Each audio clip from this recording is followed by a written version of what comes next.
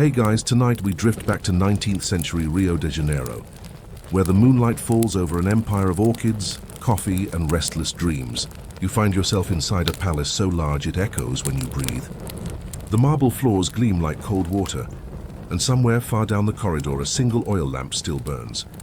That's where he is, Emperor Pedro II of Brazil, a ruler, a scholar, and like you maybe, a professional insomniac. He hasn't gone to bed, and honestly you probably wouldn't survive here either. The humidity alone could melt your bedtime resolve faster than a candle in the tropics. So before you get comfortable, take a moment to like the video and subscribe. But only if you genuinely enjoy what I do here.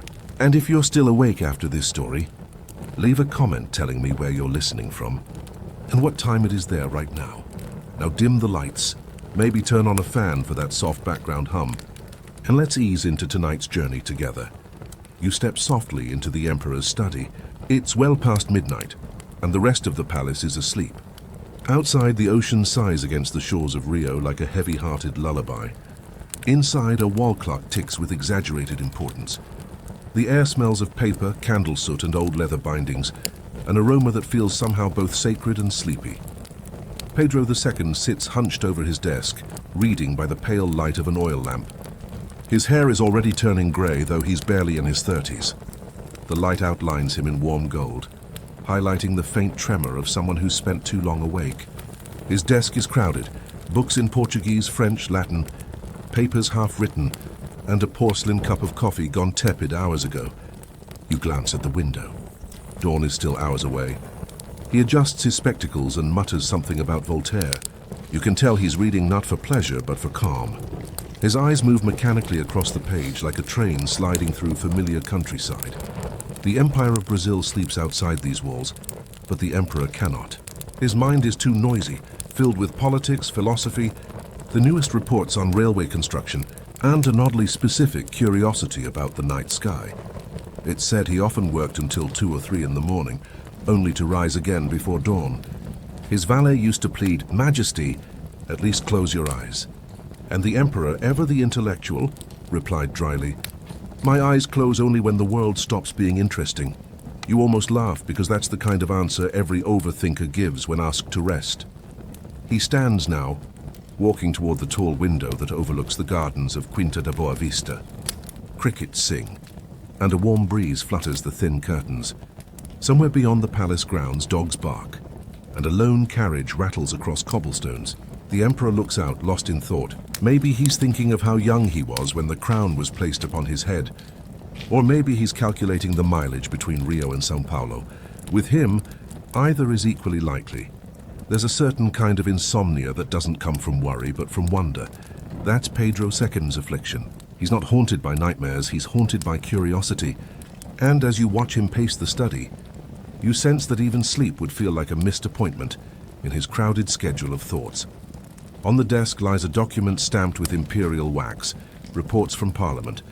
Next to it, a folded newspaper clipping about the newest telegraph line connecting Brazil's provinces. He's obsessed with connection, with making vast distances smaller. Maybe that's why he loves railway schedules so much. They promise order in a world that otherwise refuses to make sense. A clock chimes once, twice, soft metallic notes rippling through the room. You half expect him to yawn, but no. He turns another page instead. He reaches for a notebook, writes something with a slow, deliberate hand. The scratch of the quill sounds like a whisper. Then he stops and looks at his own handwriting, frowning a little. It's almost as if he's reading himself the way one might reread a stubborn paragraph. Historians still debate, you whisper, whether Pedro II's insomnia was a symptom of stress or a choice, a monarch's peculiar way of controlling the uncontrollable.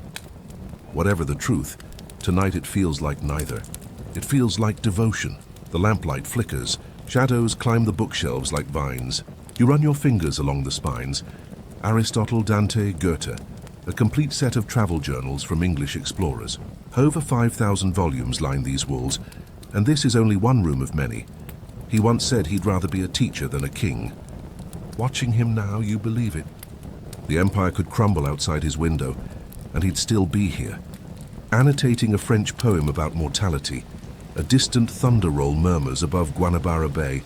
Rain begins to patter lightly on the roof, Warm, tropical rain that smells faintly of salt and wet earth. The sound merges with the steady ticking of the clock until both become hypnotic.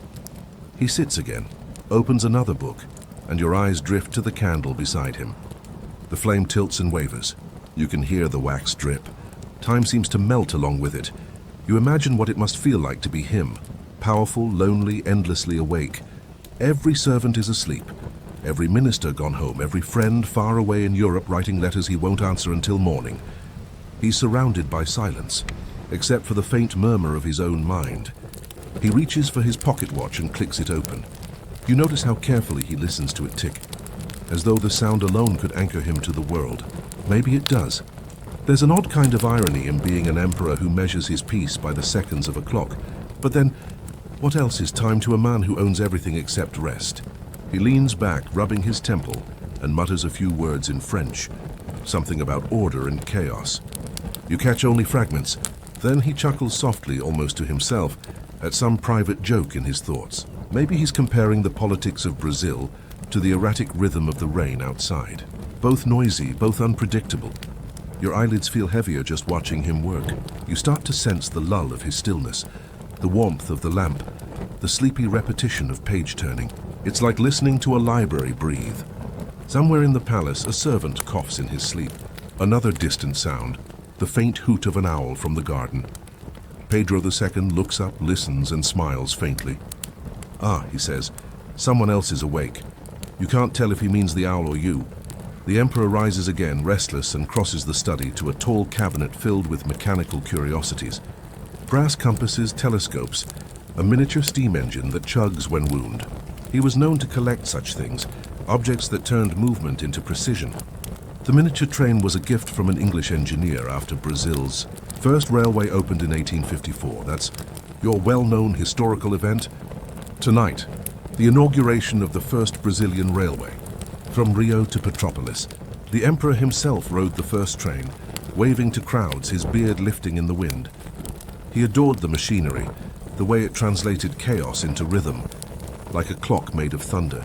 He picks up the model now, runs his finger along its smooth brass, and whispers almost tenderly, "There is beauty in schedules," you smile.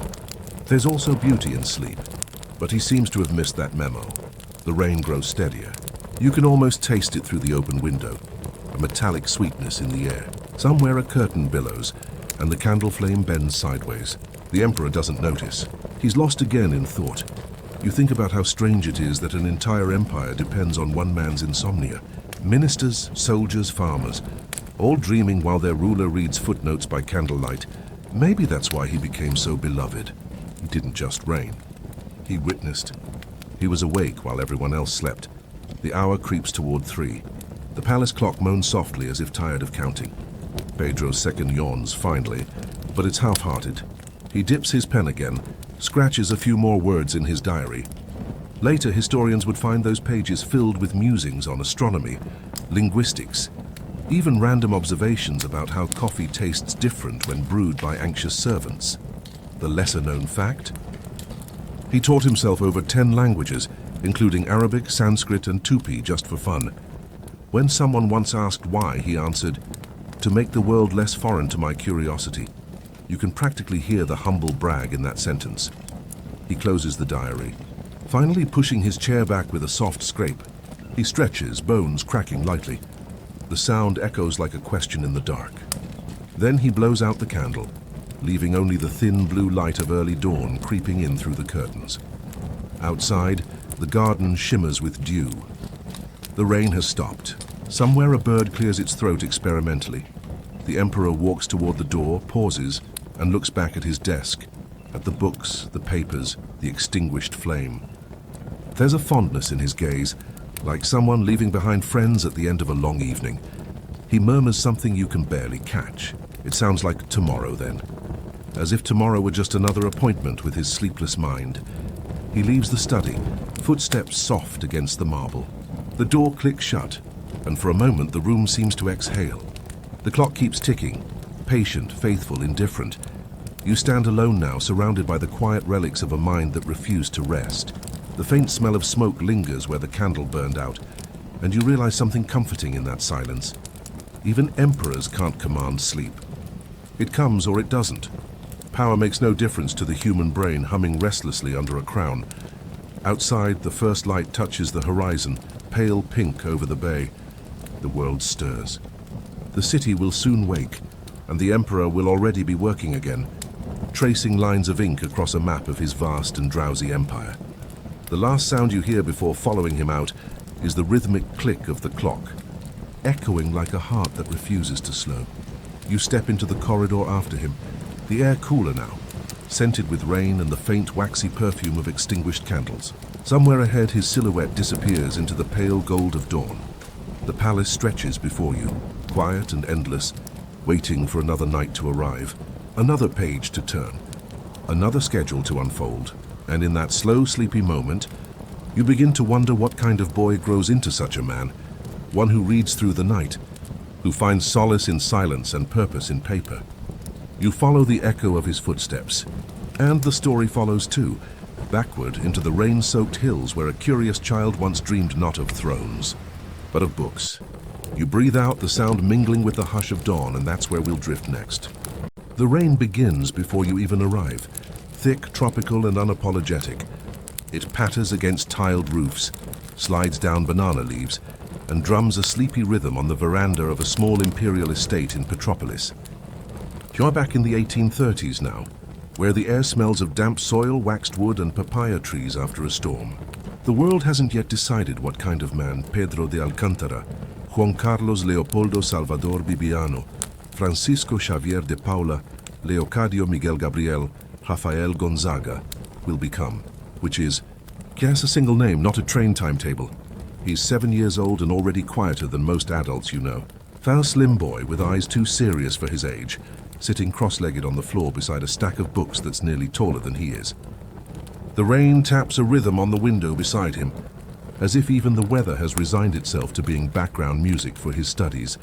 His tutor, an older man with a face like a walnut and a voice like slow thunder, sighs and says, "Your Majesty, perhaps you should take a break." The boy doesn't look up. "But I'm not tired," he answers softly. And you know immediately he's lying. The tutor exchanges a look with a servant, the kind adults use when silently agreeing that this child is both wonderful and slightly concerning. Outside, the hills of Petropolis roll in mist, green and heavy with water. The empire feels far away here, and yet its future is sitting right in front of you, barefoot, hunched over a geography book, tracing rivers with the tip of a finger. A thunderclap rolls through the sky. The boy doesn't flinch. "You'd probably jump, maybe spill your tea." He just murmurs, "That one's the Amazon," as if introducing an old friend. The scent of rain seeps in through the window. You can almost taste it, mineral, cool, faintly metallic. The candle beside him sputters from the humidity, making the shadows dance on the pale yellow walls.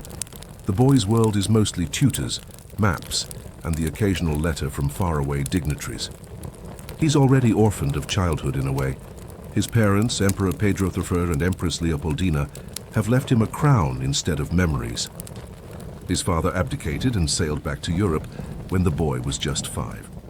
The empire stayed behind, but the warmth of family did not. He's being raised by scholars and soldiers now, each trying to fill the silence left by royalty who vanished too soon. You can sense it, the loneliness beneath his calm. It's the same quiet that will follow him for the rest of his life. Only tonight it's softened by the rain and the smell of wet books.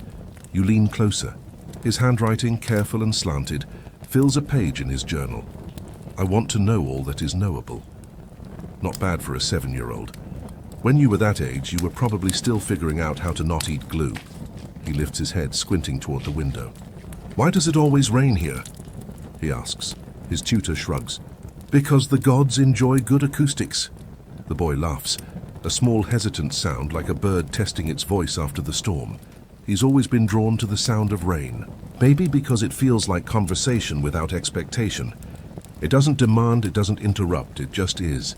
And that rhythm, steady and endless, becomes the backdrop of his education. Historians still debate whether Pedro's early fascination with books came from genuine curiosity or sheer loneliness. Maybe both, because here in this mountain town, he learns to fill silence with knowledge, the way other children fill it with laughter. The days blur together. Mornings of reading Latin verbs, afternoons of arithmetic, evenings of maps spread across tables. You watch him fall asleep more than once with his cheek pressed to an open book. His tutors begin to joke that they should sew bookmarks into his pajamas. One afternoon, the sun finally wins against the rain. The light filters through thick clouds, painting the room in gold. You can almost hear the damp wood sigh in relief. The boy steps outside barefoot into the garden, his feet sinking into soft mud. He squints at the brightness, shielding his eyes. He's pale, like someone who's been reading for too many consecutive lifetimes. He tilts his head back and laughs, again more freely this time, as warm drops fall from the leaves onto his face. You follow him along a narrow path where moss grows between stones. The air smells of earth and orange blossoms. The sound of water dripping from bamboo gutters is oddly musical. He bends down to rescue an ant, struggling against a puddle. Everyone has their empire, he murmurs, moving the tiny creature to safety with a stick. Somewhere in the distance a bell rings, the palace calling him back for lessons. He groans softly. Again? The gardener, overhearing, chuckles. One day, Your Majesty, you'll miss these lessons. I doubt it, Pedro says with exaggerated seriousness. When I'm king, I'll never study again. Yeah, sure, kid. Cut to 20 years later, and he's a walking encyclopedia. Back inside, the lesson of the day is history. Ironic, you think, watching him study the past while you study him from the future. The tutor draws a map of Europe on the chalkboard and speaks about Napoleon, revolutions, and the fragility of thrones. The boy listens with wide eyes, chin resting on his hand. When the tutor mentions France, the boy perks up. That's where my father went, he says quietly. The tutor nods, hesitating, unsure how much truth to allow into this classroom. Yes, Majesty, but your Brazil is your inheritance now. The boy stares at the map for a long moment, then says softly, then I should know it better than anyone. And just like that, the room feels heavier, as if destiny itself has peeked through the window to check on its future employee. The rain begins again at dusk, a sudden curtain of water sweeping over the valley. Lamps glow against the dark, their light reflected in puddles. You walk past a corridor lined with portraits, stern ancestors glaring down at the boy whenever he passes. He doesn't notice anymore. He's used to ghosts watching him study. The servants whisper about him at night. He never plays. He never cries. He talks to himself in 3 languages. One laughs nervously. By the time he's 10, he'll have run out of books. Then he'll write his own, another replies. And they're not wrong. He's already begun writing notes. Observations on plants, lists of words, ideas for better methods of cataloging the library. At 9, he insists on organizing the books by topic and author, instead of the random whatever fits the shelf system. Somewhere the modern librarian inside you applauds. It's in these quiet years that Brazil itself begins to shift. News trickles in from the coast, ports busy with coffee exports, newspapers debating politics, foreign envoys arriving. The empire is still young, fragile, half-built like a sentence missing its verb. And yet up here in the mist, the boy is preparing himself to finish that sentence one day. One evening, lightning flashes over the hills and the entire sky lights up in white silence. The boy's candle trembles. He whispers, "Do you think lightning ever reads the clouds before it writes the sky?" The tutor looks at him as if unsure whether to answer or call a doctor. You can't help smiling. He's poetic already. That night the thunderstorm grows fierce. The wind bangs shutters and the rain slaps against the glass. The boy, refusing to sleep, curls up in bed with a thick book of mythology. He reads about Zeus and the thunderbolts, glancing occasionally toward the storm outside. Somewhere between the lines of ancient Greece and the roar of tropical rain, he drifts into dreams. He dreams of flying cities and silent libraries, of worlds where knowledge and kindness rule instead of crowns. In the morning when he wakes, the pages of the book are damp at the edges, curled like leaves. Breakfast smells of toasted bread and honey. Steam rises from cups of chocolate. A maid scolds him gently for tracking mud inside. He apologizes with a shy smile that would melt even the grumpiest historian. The years blur forward again. At 10, he begins writing letters to scholars in Europe. Letters few answer, but all admire for their precision and maturity. At 12, he reads astronomy journals under his blanket after midnight. his own small rebellion against bedtime. One afternoon, a tutor finds him standing in the rain again, arms outstretched, reciting lines from Virgil. "Majesty, you'll catch your death!" The tutor shouts. Pedro just laughs. "Then I'll meet the poet sooner," you sigh. Every generation has that one gifted kid who says things no one knows how to respond to. Here's your unusual, lesser-known fact. The young emperor-to-be was so obsessed with education that by age 14 he had memorized the layout of the Royal Library of Rio from memory, over 60,000 volumes. When an archivist once misplaced a document, Pedro calmly pointed out the exact shelf where it belonged, from 50 kilometers away, and yet for all that brilliance, he was still just a lonely boy listening to rain.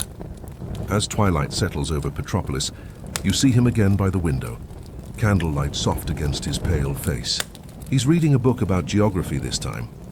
You notice a tiny smile, the kind that doesn't reach his eyes but still warms the room.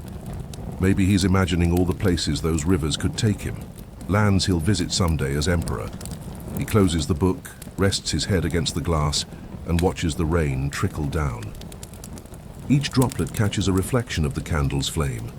As if tiny suns are falling from the roof, you hear him whisper, almost too quietly to catch, "When I rule, I want everyone to read."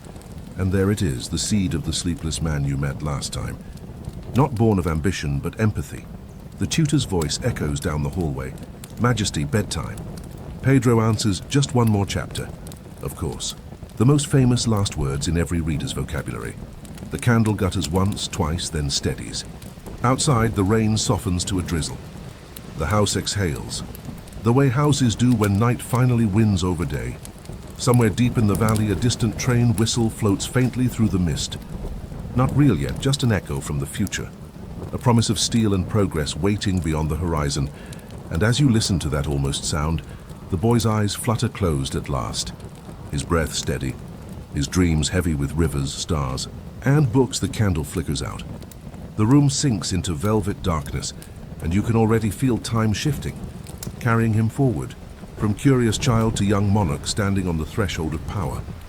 But that's a story for another night, when the rain has stopped, and duty begins to call. You wake to a faint hum of cicadas and the rustle of parchment. The rain has passed, but the air still clings to your skin with the sweetness of damp earth and distant blossoms. It's morning in Rio de Janeiro. If morning can be called the faint grey haze that follows a tropical downpour, the palace is alive now, not with music or laughter, but with the disciplined murmur of tutors sharpening their quills. The boy who dreamed under candlelight is now seated beneath paper lanterns, a small emperor surrounded by large expectations. You take a step closer, and the scent of beeswax and old ink fills your nose. The schoolroom isn't grand, not in the way royal chambers usually are. It's smaller, almost cramped, lined with wooden cabinets and globes that smell faintly of varnish. Chalk dust swirls in lazy halos beneath a row of hanging lanterns, their flames quivering every time a breeze slips through the shutters. A parrot squawks somewhere in the courtyard, and Pedro barely looks up. His hand moves across the page, neat but fast, the way a mind too quick for childhood often betrays itself. "Your Majesty," says the tutor in careful Portuguese, "we will begin with Latin verbs." Pedro's shoulders tighten. You can almost hear the silent groan that echoes inside his head, an early version of the universal student complaint. Why Latin? He mutters under his breath.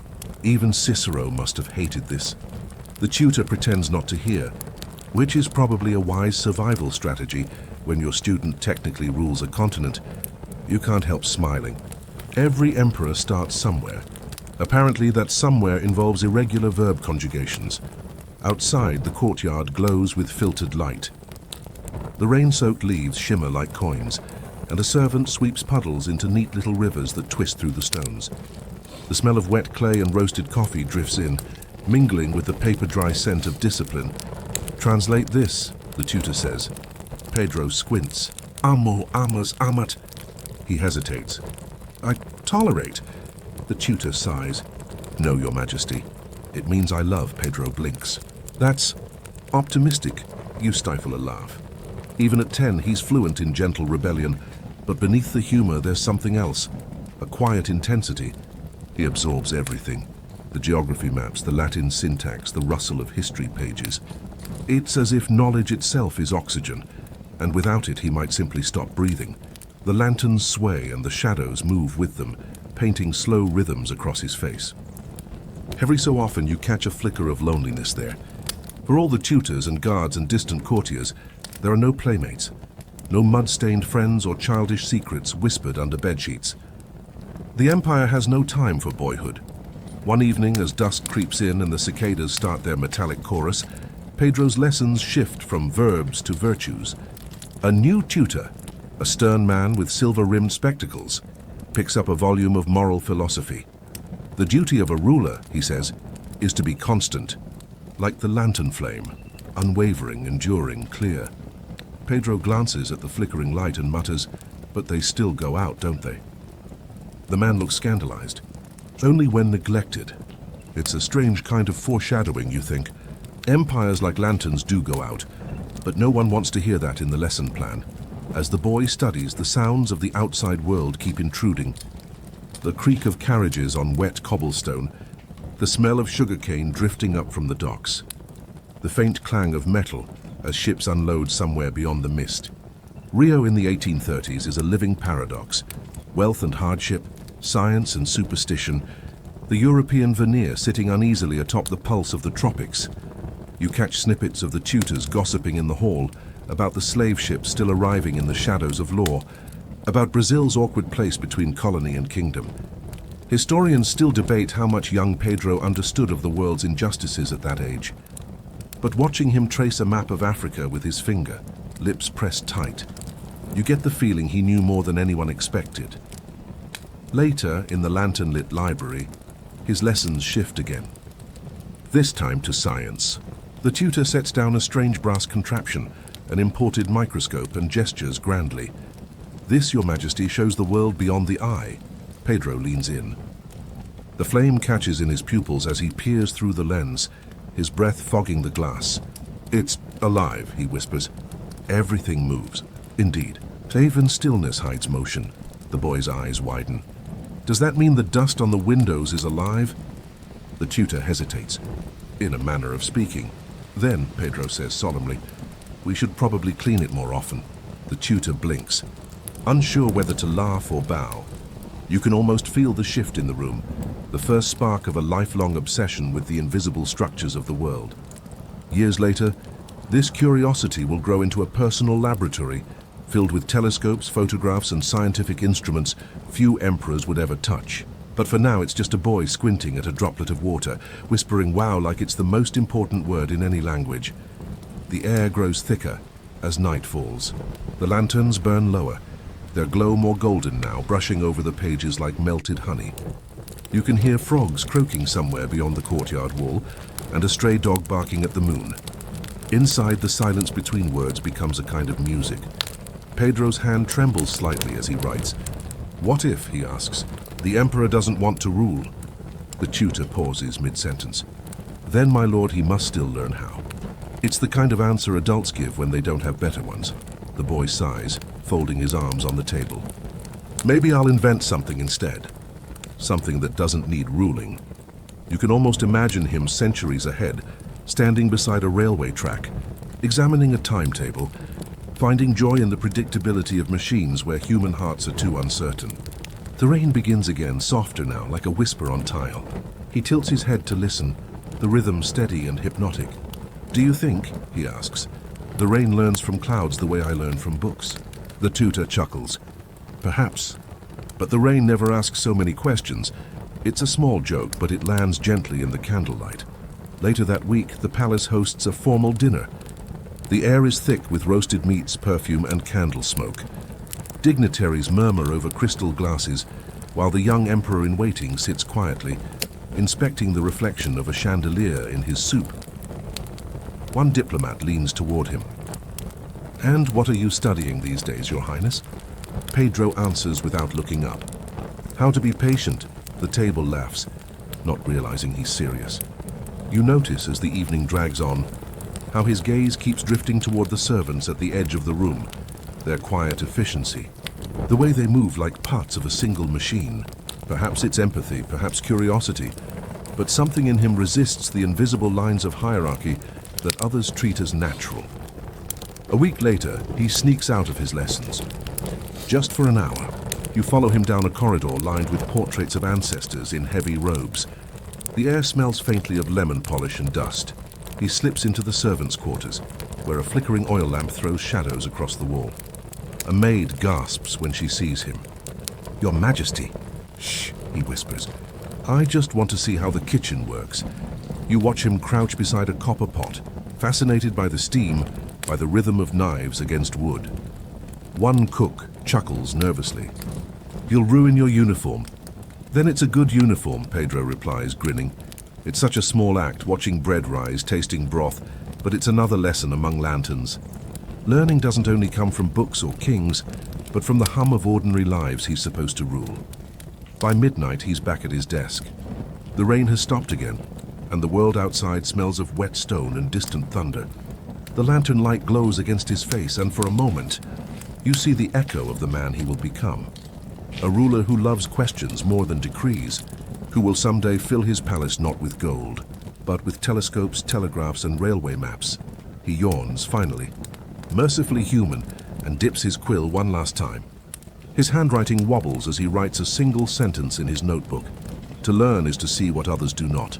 Then he closes the book and leans back, eyes heavy but awake in spirit.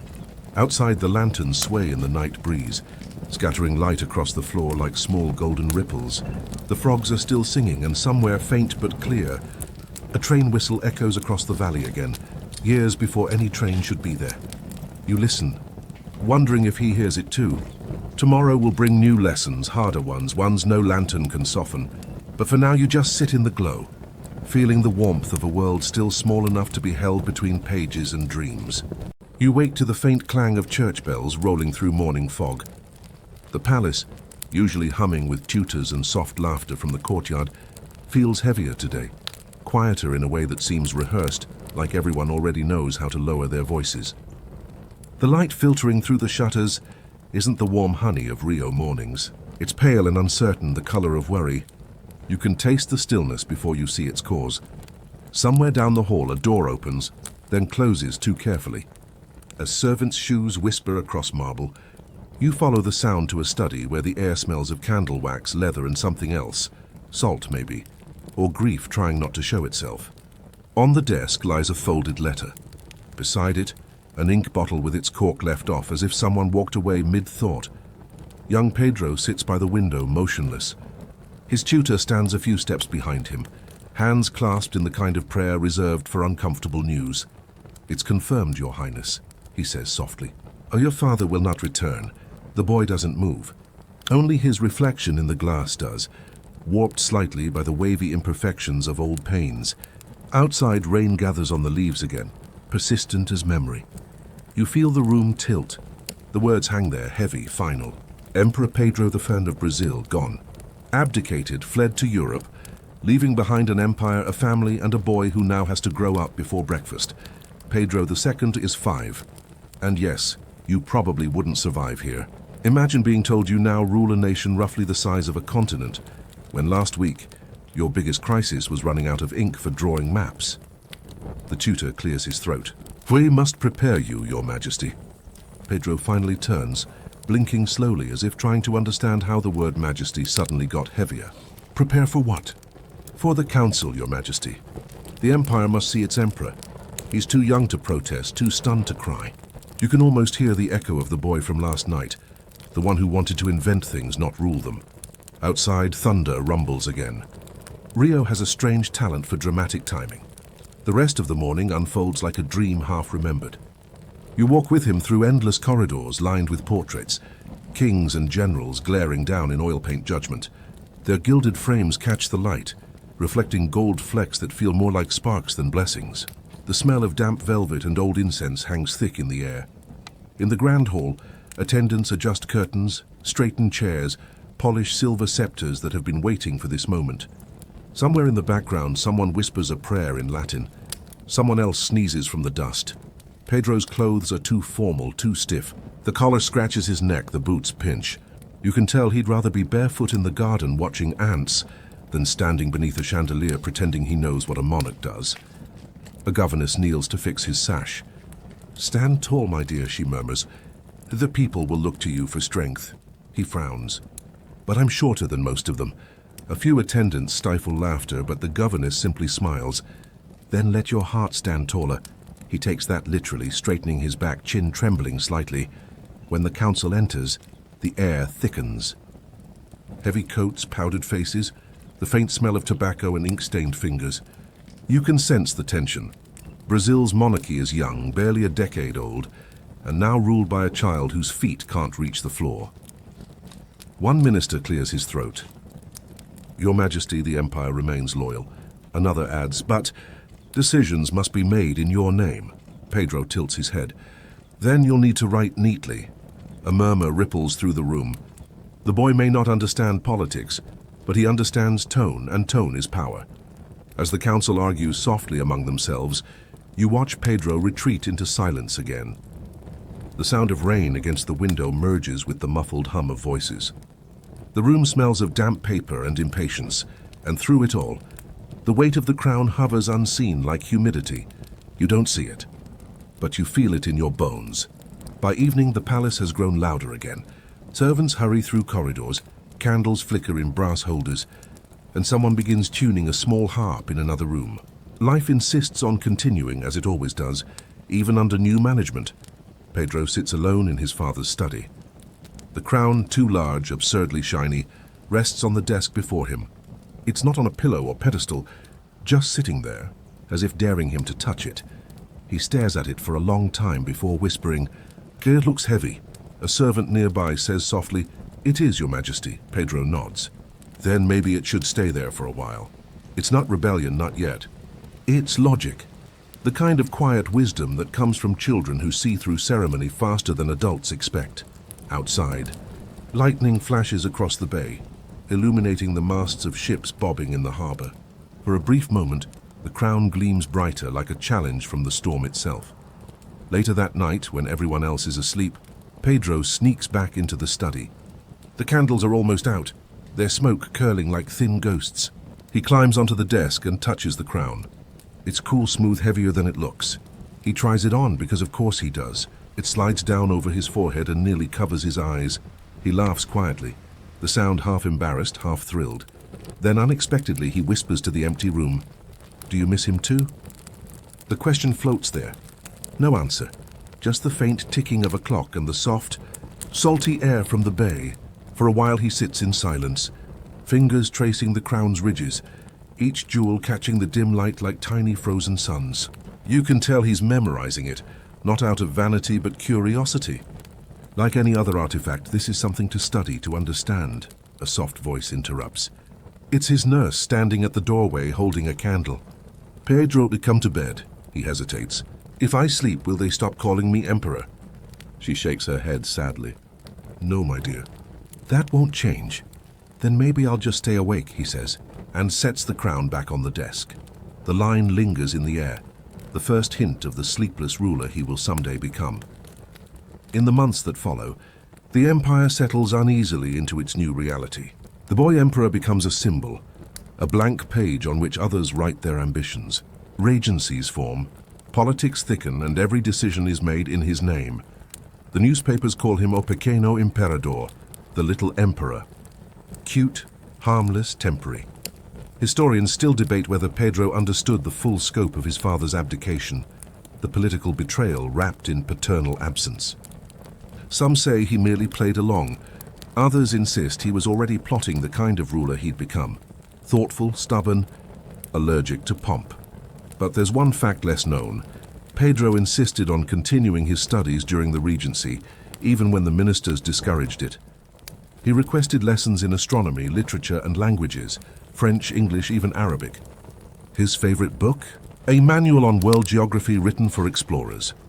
At night, the palace lamps glow late into the evening.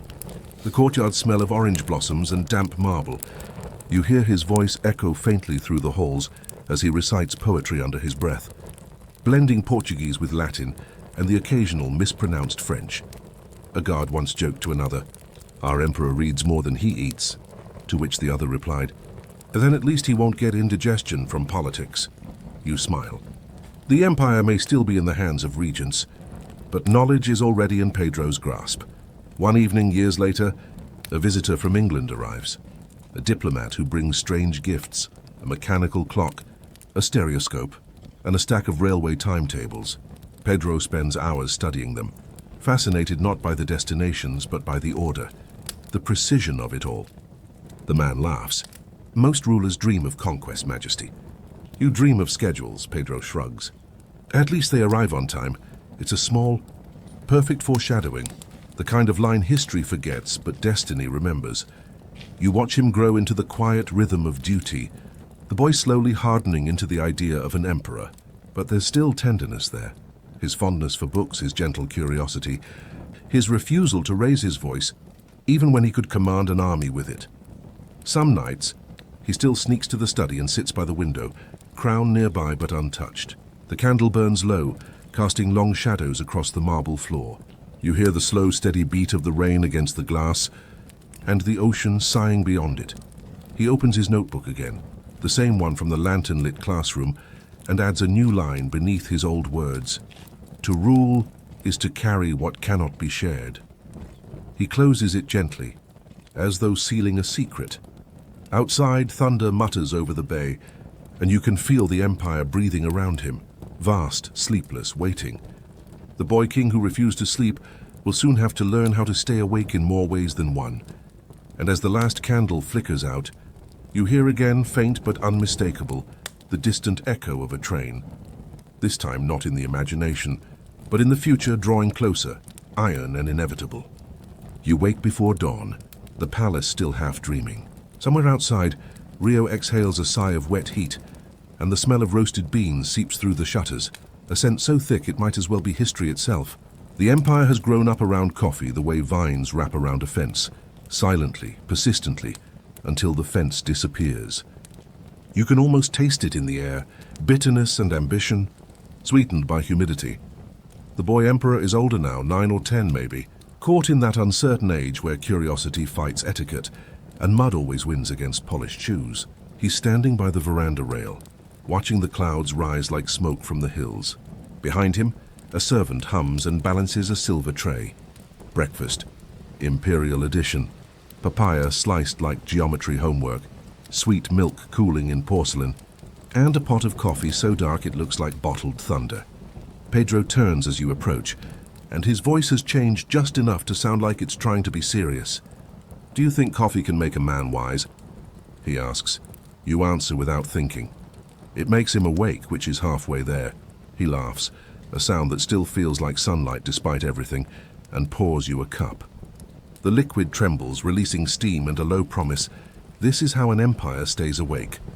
Outside, the plantation bells begin to ring. The sound drifts up from the lowlands where fog lies heavy over rows of green, and you can almost hear the rhythm of Brazil's 1840s heartbeat, pick, load, boil, export.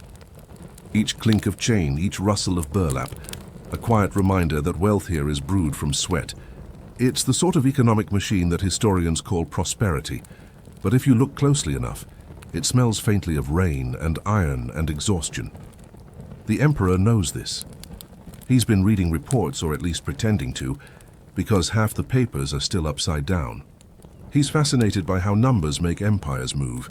He likes the neatness of it. The way 1 ton of beans becomes 2 coins of silver, and then a railway somewhere far away. It's like magic, he murmurs, eyes wide. Except the trick always costs someone sleep. You nod. That's not a bad summary of monarchy itself.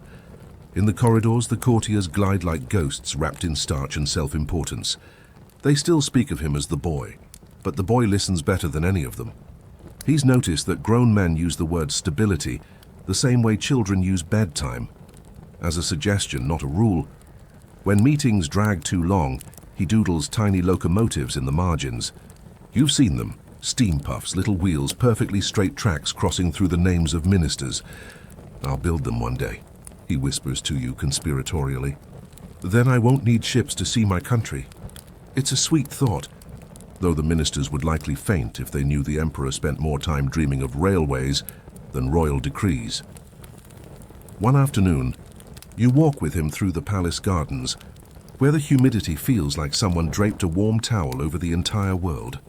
Cicadas are in full concert mode, louder than an orchestra tuning before chaos, and the air tastes faintly of mango and ink. He bends down to rescue a beetle that's flipped on its back, studying it with the reverence of a scientist.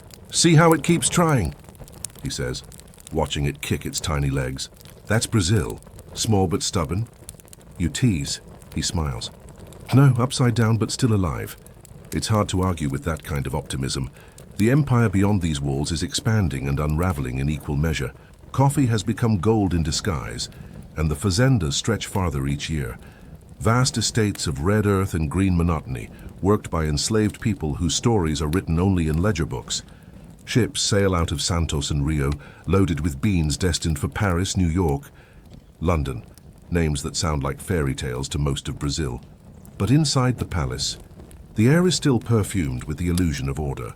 The regent, a man of starched collars and sleepless nights, is trying to hold it all together until Pedro comes of age. He visits the boy often, bowing lower each year, as though the crown grows heavier even when no one wears it. You overhear them once in the council room, voices muffled by rain against the glass. "Your Majesty must understand," the regent says, "the empire depends on coffee."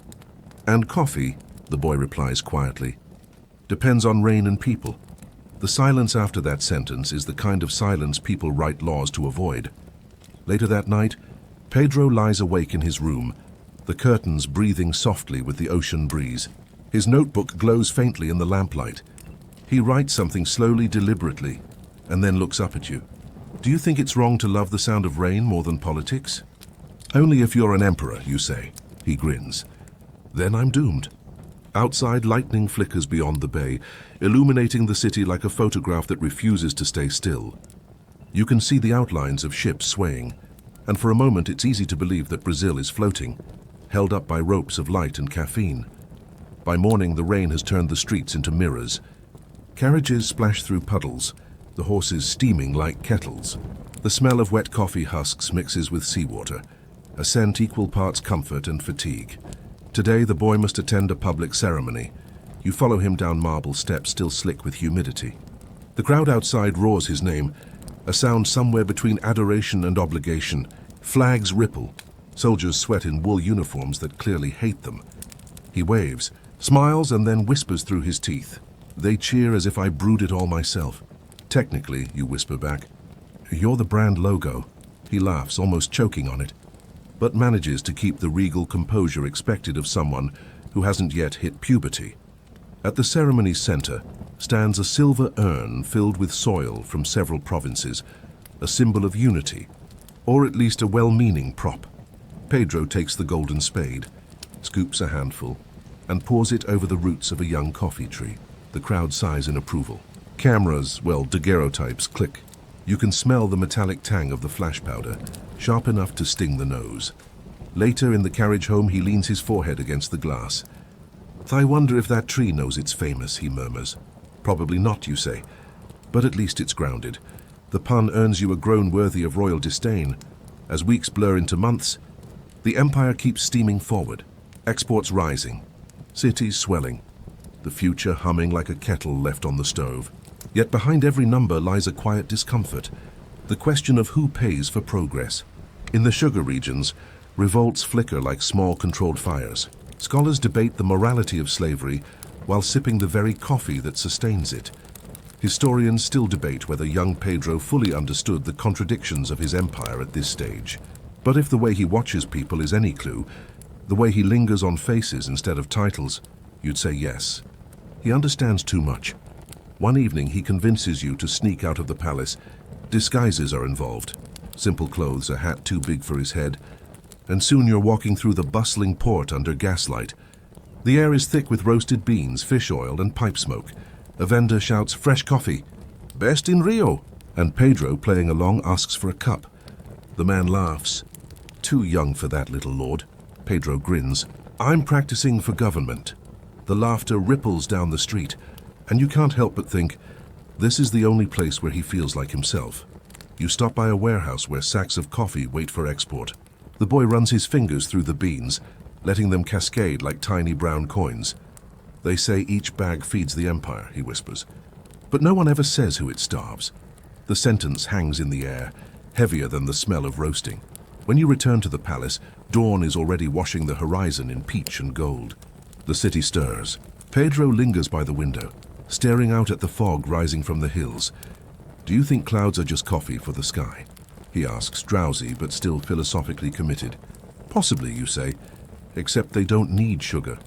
He smiles faintly, and the reflection of the sunrise paints his face in soft amber. You realize then that this boy, this half-scholar, half-emperor, is beginning to see the world not as a map to rule, but as a pattern to read. Somewhere in the distance, a train whistle calls, faint, unreal, like a promise still forming in steam. And as the first light touches the crown resting on his desk, you sense that soon, very soon, he'll try it on again, not because duty demands it, but because curiosity does. You wake to the sound of hammers, sharp, rhythmic, and strangely hopeful, like someone is trying to persuade the earth to cooperate. The air smells of wet soil and iron. Dawn drips slowly through a mist the color of weak tea. You're not in the palace this time. You're standing on the edge of Rio's new frontier, a tangle of forest, red mud, and ambition. It's the early 1850s now, and Emperor Pedro II is 17. He's taller, quieter, and almost alarmingly composed for someone who still hides novels inside official decrees. The boy who once dreamed of railways in the margins of his notebooks is now watching them take shape for real, or at least trying to. Behind him, engineers shout over the hiss of steam and the clank of metal. Someone curses in Portuguese about the slope. Someone else insists the mountain can be persuaded with dynamite. You can taste the metallic tang of progress in the air. It's not pleasant, but it's intoxicating in its own way. "Majesty," says one of the engineers, wiping sweat from his forehead, "if we can get this section cut through, the line will run from Rio to Petropolis." Pedro's eyes light up. "To the mountains," he murmurs. Through all that wilderness, he's not thinking of commerce or politics. He's thinking of maps and stories, how lines turn chaos into comprehension. You watch him step forward, boots sinking into the red mud that smells of rust and rain. The young emperor crouches, picks up a small piece of rail and turns it over like a relic. "It looks ordinary," he says, "but it's the spine of a new world." The engineer nods, unsure whether to agree or pretend he didn't hear poetry at 8 in the morning. The first Brazilian railway, Estrada de Ferro-Mauá, is still a few years from completion, but the idea is already alive. You can feel it thrumming beneath your feet. Steam curls from a small locomotive nearby, experimental and proud, painted a glossy black that reflects the sunrise. The emperor steps closer, running his hand along the warm metal. "Imagine," he says softly, "a train running from the coast to the heart of the country. No more months on horseback," you grin. "No more excuses for being late to council meetings," he smirks. "You think I'd take it for politics? No, for libraries." And that right there is the most Pedro II thing ever said. He's obsessed with knowledge, not in the way collectors love trophies, but the way bees love flowers. His study back in the palace is now an ecosystem of ink and curiosity. Microscopes, telescopes, and a shelf of books so heavy it once collapsed during a thunderstorm, narrowly missing a bust of Aristotle. The noise on the construction site builds into a symphony of shouts, steam, and pounding. Someone waves a flag. Someone else rings a handbell. The smell of pine and burning coal merges into a scent that could be bottled as eau de industrial revolution. The emperor watches the workers, sleeves rolled up despite protests from his attendants. He looks like he belongs here more than in a throne room. "Majesty," one minister whispers nervously, "perhaps you should stand back." "It's dusty," Pedro laughs. Then it's real. The minister's horrified expression is worth the entire trip. As the morning heats up, the forest hums with insects and progress. Parrots shriek from treetops, clearly unimpressed by human innovation. You feel sweat trace down your spine, and the metallic taste of the air grows heavier. The ground trembles as the first test engine moves, a small miracle in motion, huffing like an asthmatic dragon. It lurches forward, wheezes, then halts dramatically with a hiss. The crowd claps anyway. Pedro beams. "It's beautiful," he declares. "You can't help yourself." "It didn't move more than 10 feet. He shrugs. "So it's learning. In the empire's newspapers, they'll call this the dawn of Brazilian modernity. The illustrations will show shining rails slicing through wilderness, connecting coast and jungle like arteries of civilization. What they won't show is the mud-swallowing boots or the mosquitoes performing aerial warfare on everyone present. Still, it's hard not to feel the wonder. The wilderness stretches out in all directions, thick with green shadows, waterfalls, and the strange music of unseen birds. The heat presses against you like a blanket straight out of a laundromat dryer. And yet, right in the middle of it, a line of metal snakes forward, defying chaos. Do you think, Pedro asks suddenly, that the jungle minds? You tilt your head. The jungle? He nods toward the trees. We cut, we dig, we burn. Do you think it remembers? Probably, you say, but maybe it forgives fast. Plants are busy people. He smiles faintly, then watches a butterfly land on the rail, wings shimmering gold. Then I hope it forgives us enough to let the trains pass. Historians still debate whether this fascination with nature and progress was genuine environmental empathy or poetic indulgence. But at that moment, standing in the steam and birdsong, it feels sincere. By noon, the emperor insists on riding the short test track himself. Every advisor within a 5-mile radius protests in synchronized panic. It's untested. It's unsafe. It's unfit for imperial use. Pedro simply says, that's what makes it interesting. You climb aboard with him, wooden seats, smell of varnish and coal, the air vibrating with excitement. When the engine lurches again, it feels like the world exhales. You move slowly, but the sensation of motion through the forest, trees gliding past like cathedral pillars, is enough to make your heart hammer. Look at it, he says, eyes alight. Even the trees seem to bow. You laugh over the roar, or they're just winded from all this heat. When the train halts again, he jumps down, boots splashing into mud. The attendants look scandalized. The workers cheer. Somewhere nearby, a photographer cranks his camera, immortalizing this muddy, grinning monarch. That daguerreotype will later hang in the palace, a young emperor half covered in dirt, smiling like someone who just invented adventure. As the day fades, the sound of hammering gives way to the chirr of cicadas. The sky bruises purple and gold. Fires spark along the worksite as laborers cook beans and salt pork over makeshift stoves. The air is thick with smoke and laughter. Pedro walks among them, listening, asking questions. He wants to know where they come from, what they think of the rails, how far they've walked to be here. Some are freedmen, others recent immigrants. Their Portuguese is rough, their humor rougher. One older worker, skin like sun-cracked leather, looks up and says, "The emperor talks too much." Pedro grins. So does the emperor's mother. The laughter rolls through the camp like thunder. Later, you both sit near the fire, mugs of coffee in hand, watching sparks drift into the humid night. Do you think it will work? He asks quietly. The train? The idea. Connecting everything. Maybe even... Everyone, you take a sip. The coffee's bitter, smoky, and honest. It'll work, you say, but it'll take longer than anyone expects. Progress usually shows up late to its own party. He nods, thoughtful. Then I'll wait. The next morning, back in the palace, he drafts a letter to Parliament, proposing an expansion of railways across the empire. His pen scratches softly, the ink scent sharp in the air. He's methodical, almost obsessive, outlining not just routes, but libraries, telegraphs, and schools to accompany them.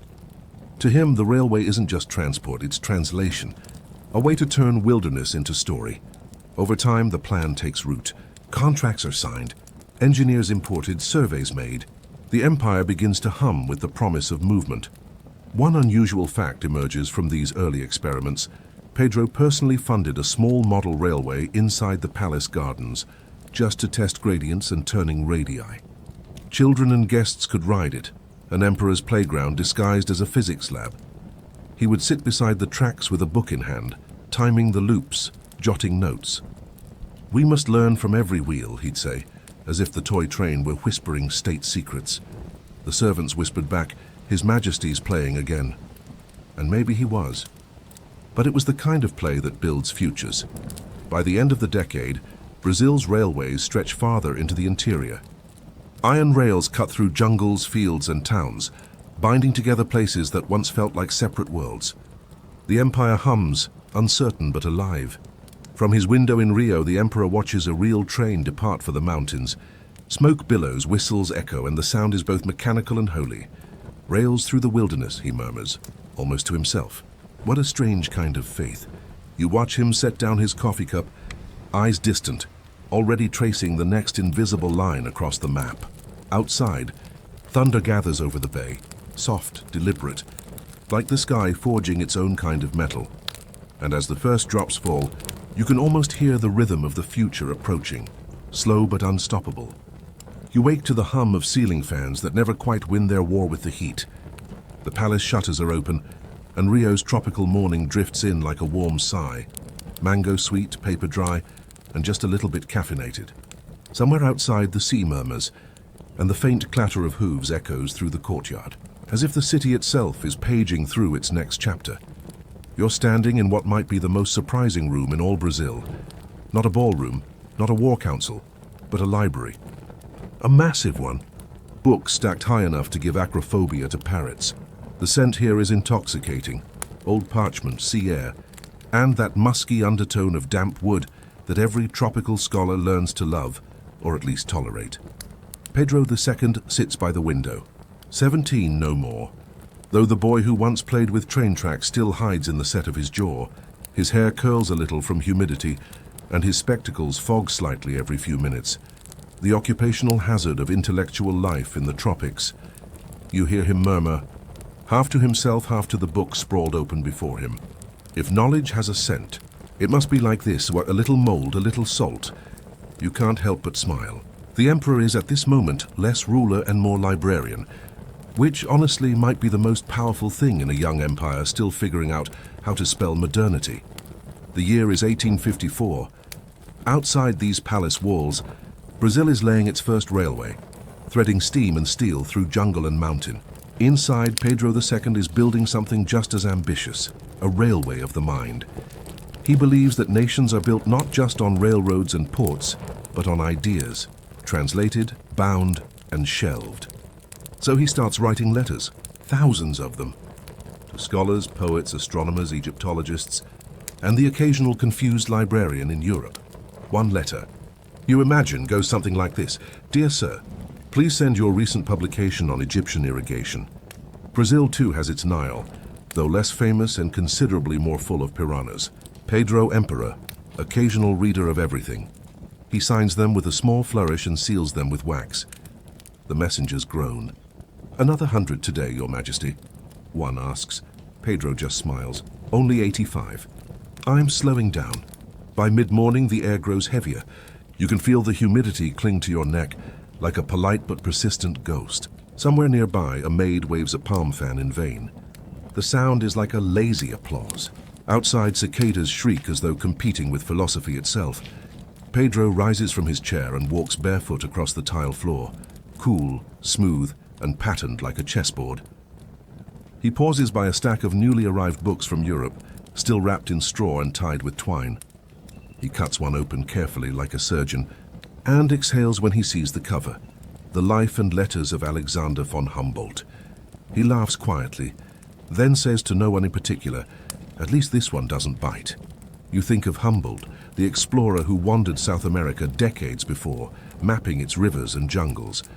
Now in this library of the tropics, his spirit seems to linger, pages humming with the same curiosity that pushed Pedro toward the railway, the same restless desire to connect. The emperor's obsession with books becomes legendary. At one point, he's said to have read every volume in the royal library, every single one. Historians still debate if that's technically possible, though given Pedro's insomnia and his lifelong caffeine intake, it might actually be true.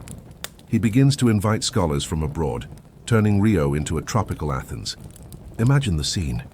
European intellectuals stepping off ships, sweating through their wool coats, blinking at the sunlight like startled owls. They come to study stars, insects, fossils, and occasionally to be out-argued by a young emperor in fluent French or German. One British visitor, wiping sweat from his brow, remarks, Your Majesty, how do you endure this heat?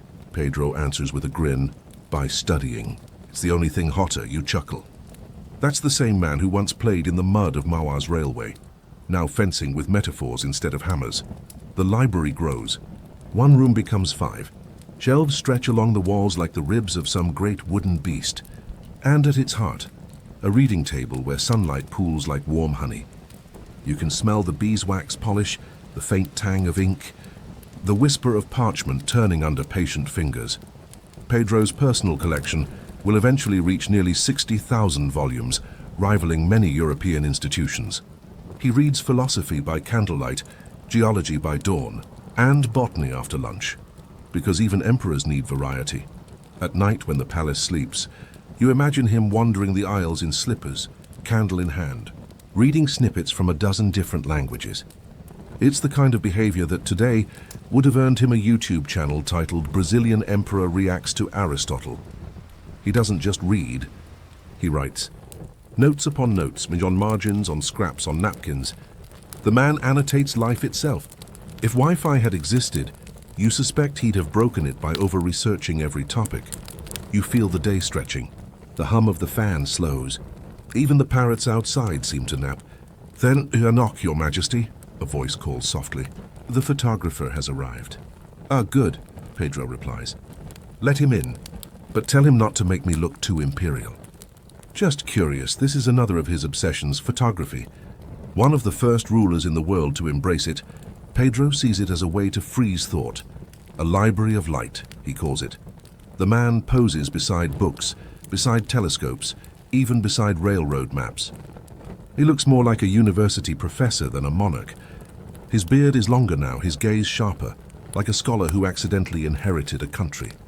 The camera clicks, a brief burst of silver and shadow. Somewhere outside, thunder rolls faintly over the bay. You can almost taste the storm coming, metallic, electric, alive. When the first raindrops hit the windows, the air shifts. You catch the smell of wet gardenia and ozone. The light goes dim, turning golden pages to bronze. Pedro doesn't move. He's lost in a book about astronomy, tracing constellations with one finger, as if the ink itself could lead him to the stars. Do you ever rest? You might ask him. Rest? He murmurs, not looking up. Only between paragraphs, you can't help but laugh softly. The man who once built trains through wilderness now rides sentences through the cosmos. Outside, the rain grows heavier, drumming against the palace roof like 100 small drums. You watch droplets race each other down the glass, while Pedro flips pages in rhythm. He looks utterly content, the kind of peace that comes only to those who've made curiosity their faith. It's easy to forget that this gentle scholar is also emperor of the largest nation in South America. But his reign, like his library, is an act of preservation, keeping chaos out and culture in, and yet there's an irony here. While he fills his palace with European knowledge, the world outside is still struggling to read and write. Fewer than 20% of Brazilians can sign their own names. Historians still debate whether Pedro's devotion to intellectualism helped his people or distanced him from them, whether he built bridges of paper when roads of stone were needed more. But in this room, under the breath of tropical rain, it doesn't matter. You can feel what he feels. That knowledge, like coffee, is best when shared, hot, strong, and occasionally bitter. By late evening, the rain stops. The garden steams. Frogs begin their nightly concert. Pedro closes his book and walks to the balcony. From here, the city glows, gaslights reflecting on puddles, the harbor breathing faint smoke from departing ships. Somewhere beyond the hills, you hear a distant train whistle. He leans on the railing, his voice barely above the sound of frogs. Books are rails too, he says. They carry us farther than we think. You nod, unseen. The library behind him hums like an engine of ideas, a soft, endless rhythm, like the breathing of history itself. And as he turns back inside, candlelight touching his profile, you realize the boy who once wondered if clouds were coffee for the sky now knows. The sky, too, reads. It absorbs every word, every spark, every quiet dream of a man who believed that empires are built first in the mind, and only later in the mud. He sets the candle down, opens a new book and begins again, because tomorrow, the emperor will start building not just libraries, but schools, and somewhere in that warm Rio night, you can already hear the faint murmur of children learning to read. You wake to the hiss of ink. Not steam, not surf, but ink. The soft scratching of a steel nib across thick parchment. The sound is strangely rhythmic, like a patient tide inside a room that smells faintly of salt, sealing wax, and overripe fruit. You blink, and the heat of Rio is already pressing on your skin, the kind of warmth that feels like you're being hugged by a very polite oven.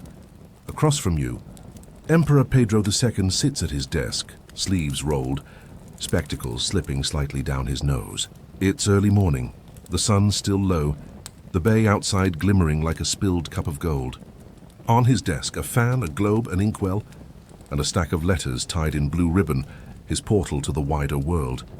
He dips his pen again, tilts his head and murmurs, "The ocean carries coffee one way, and curiosity the other." It's not just a metaphor.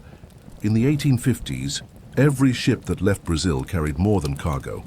It carried conversation, letters to Europe, Egypt, the United States, questions, maps, small sketches of beetles, clippings of orchids, sometimes even a handful of sand from the Amazon tucked in an envelope. Pedro II is not content to rule from a throne. He wants to rule from a desk, across ink, across time zones, across oceans. By now you've learned how this emperor operates, like an over-caffeinated librarian with an empire as his study. His handwriting is neat, unhurried, occasionally smudged by the tropical humidity. Every sentence feels deliberate, even the ones about the weather. He writes to astronomers in Paris, to linguists in Germany, to abolitionists in the United States. The palace mailroom looks like a beehive made of paper. Couriers come and go, sacks of correspondence clutched like treasure. One poor assistant, sweating through his collar, complains to another. He's written 14 letters before breakfast again. To whom? To everyone, apparently. You can almost hear the ocean laughing, waves folding over each other like the pages of an endless book. The day grows hotter. Outside, the royal garden glistens under the noon sun. The palm trees sway as if fanning the city itself. The air smells of ink, papaya, and possibility. Pedro leans over another page. This one begins, "To Monsieur Pasteur regarding your experiments." He pauses, bites his pen cap, a universal habit of thinkers everywhere, and then continues, sketching a small doodle of a flask. The Emperor of Brazil is casually corresponding with the man who'll later pioneer germ theory, and he's asking about fermentation. You can't help but grin. Of course, you think, the coffee emperor wants to understand yeast. He writes again, this time to Victor Hugo, another to Richard Wagner, another to Alexander Graham Bell, the future inventor of the telephone.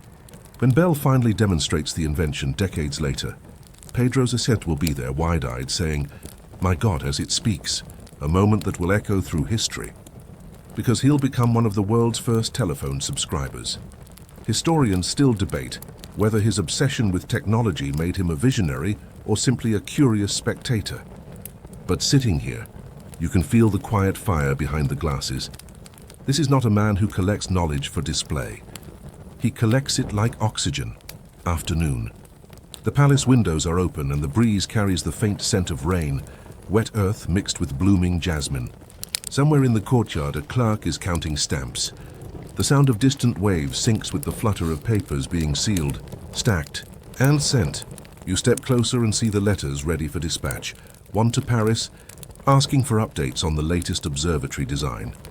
One to London, requesting books on comparative linguistics. One to Boston, inquiring about a new public education system. Each envelope is addressed with precision, in looping ink that could double as calligraphy practice. The emperor signs with his usual simplicity.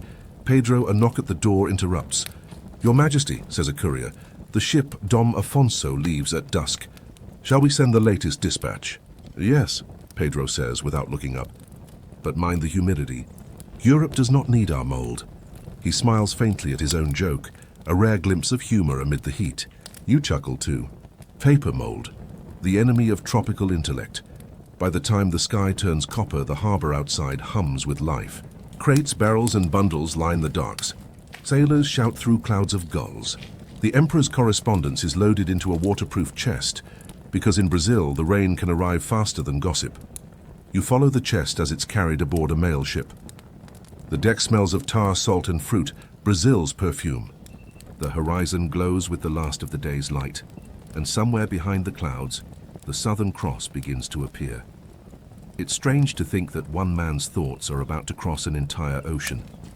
Inside those envelopes are questions, sketches, theories, seeds of friendship scattered across continents. In Paris, A librarian will blink at the wax seal and whisper, "A letter from the Emperor of Brazil again." In Boston, a professor will grin. He's asking about teacher salaries this time. In Berlin, a scholar will raise an eyebrow. He corrects my Latin, politely. It's all happening simultaneously, across the Atlantic's broad silence. Pedro's mind travels farther than his body ever will.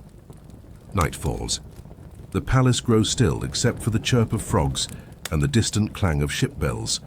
You're back in the study again, where the air is cooler now, faintly scented with candle wax and damp paper. Pedro sits reading a reply, one from the French scientist Louis Agassiz, who had recently toured Brazil studying fish and fossils.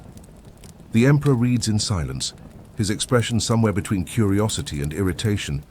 He calls our people primitive, Pedro says softly, almost to himself. Does he?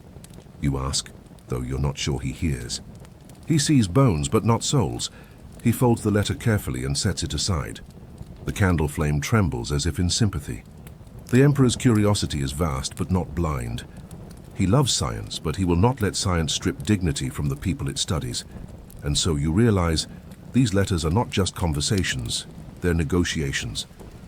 Between empire and equality, progress and respect, knowledge and conscience. Sometime after midnight, the rain returns, gentle, rhythmic, washing the heat from the city. The sound blends with the whisper of paper as Pedro writes again, slower now, his ink diluted by a drop of condensation. To the Minister of Education, he writes, "Let us ensure that every province, even the most distant, has a school. Knowledge must travel faster than ships." His hand hesitates, then adds almost as a whisper of hope. "And one day, perhaps, faster than sound." You smile. He doesn't know it yet, but he's already predicting the age of telegraphs, telephones, and voices traveling on invisible waves. Morning again. Sunlight slants through the shutters, catching dust motes that spin like tiny worlds. The emperor's desk is a battlefield of stationery, half-dried letters, open books, a cooling cup of coffee gone dark and bitter. He looks exhausted, but also alive. You notice a small folded sheet at the corner. It's addressed simply, "To whom it may concern in the future." You peek. Inside, a single line reads, "May our descendants inherit curiosity, not just coffee." It's hard not to be moved. In a world still running on plantation sweat and empire's contradictions, that sentence feels like a quiet rebellion. Later that week, another ship arrives, this time from Europe. The palace erupts with motion. Crates of books, instruments, and gadgets pour into the courtyard. There's even a phonograph prototype, packed in straw. Pedro claps his hands like a delighted child. "Music trapped in a box," he exclaims. "What sorcery?" "It's technology, sir." "Technology is sorcery," he says. Grinning, he spends the entire afternoon cranking the machine, replaying the same scratchy tune until even the parrots mimic it from the windowsill. It's both ridiculous and wonderful. A king playing with the future while barefoot on tiled floors. Through all of this, the letters, the rain, the laughter, one truth hums beneath. Pedro is building invisible bridges. The world knows Brazil as coffee and gold, but he's trying to make it known for thought. His correspondence circle includes names that will later shape science and art, yet he writes to them as equals, sometimes even as friends. He sends coffee beans to Paris for experimental purposes, offers funding for a museum in Europe, and once famously helped sponsor an Antarctic expedition because he wants to know what silence looks like. Historians still debate whether he was driven by genuine idealism or just a very sophisticated case of FOMO. But either way, the results are undeniable. His empire becomes a hub of correspondence, a tropical node in the 19th century's web of ideas. By the end of the decade, telegraph wires begin to snake across Brazil, connecting cities like new veins of thought. Pedro watches the first electric signals blink through a receiver and murmurs, "Letters that fly." He smiles. But you sense a touch of melancholy, perhaps knowing that once thoughts start to move this fast, the world will never slow down again.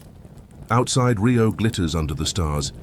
The ships still rock in the harbor, their lanterns swaying gently like constellations reborn on the sea. And somewhere among them, another letter leaves the dock, sealed, stamped, and bound for a continent he'll never set foot on. You imagine it landing months later in a cold European office, the wax still faintly smelling of Brazil, of mango, salt and rain. Someone will open it and read words written by a man who, despite crowns and distance, simply wanted to talk, and you realize in a century powered by steam, Pedro II's truest invention wasn't a machine, it was connection. The candle burns low. The last of the letters waits to be signed. He dips his pen once more, smiles faintly, and whispers to himself, "Now let's see if the ocean still listens." Night folds itself over Rio like a velvet curtain dusted with sea salt light. You stand again in the Emperor's study, though it no longer feels like a room so much as a portal to everything he has ever wanted to understand. The air carries a faint metal scent, the smell of brass instruments, ink, and the tropical damp that creeps through even the most well-guarded palaces. The candles tremble on the edge of their own reflection in a polished lens. Pedro is here, of course, sleeves rolled, eyes aglow with something between childlike wonder and the restless ache of an intellect that never sleeps. You notice at once what's changed: the telescope. Not one of those tiny traveler's tubes for idle stargazing, but a towering thing, an imported refractor from Munich, still gleaming with the fingerprints of the sailors who unloaded it. The Emperor circles it like a cat evaluating a new guest. "Do you think," he murmurs, voice pitched to the hum of the sea beyond the shutters, "the stars above Rio shine differently than those above Paris? You can't tell if it's a question or a trap." You offer the diplomatic answer. "Perhaps they smell more of guava, Majesty." He laughs softly, as if not to disturb the galaxies. The sound is tired but delighted. The telescope points toward the half-clouded dome of the southern sky. Stars flicker like salt shaken over velvet. You remember the Emperor's letters, the endless tide of correspondence that once filled this same room.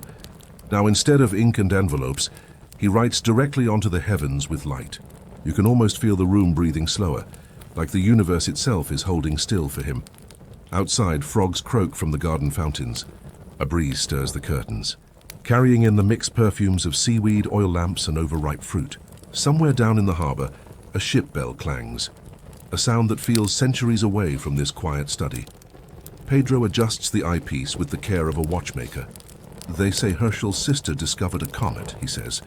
"Imagine a woman finding what no king could." Then, after a pause, "We should have more telescopes here.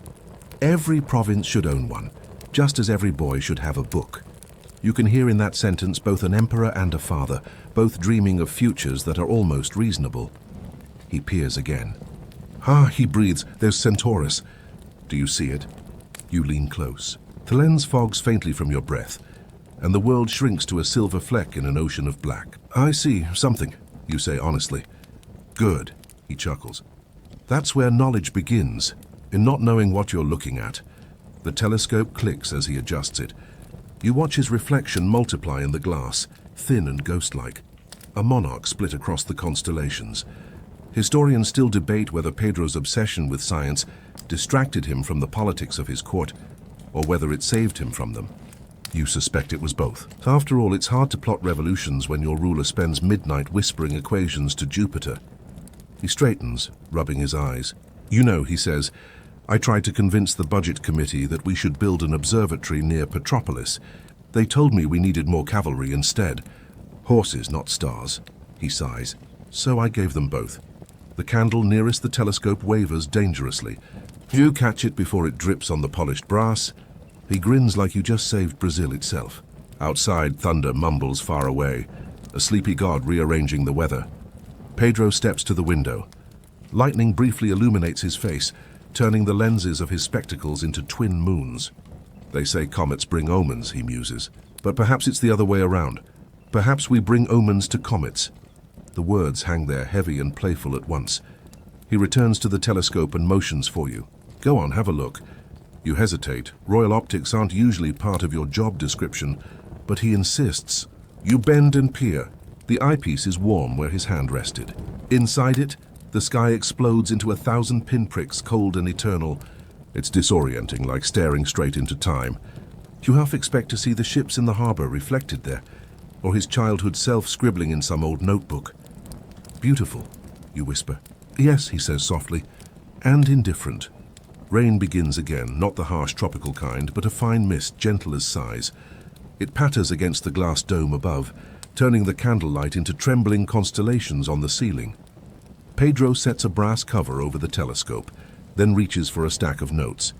Each page is filled with tight, slanted handwriting, sketches of stars, bits of poetry, half-solved calculations. You glance at one. Light travels, but so does longing. He sees you looking. "Ah," he says, embarrassed. "That one's just for me." The Emperor drifts toward a side table, where a phonograph still hums faintly, the wax cylinder spinning with the ghost of some earlier experiment.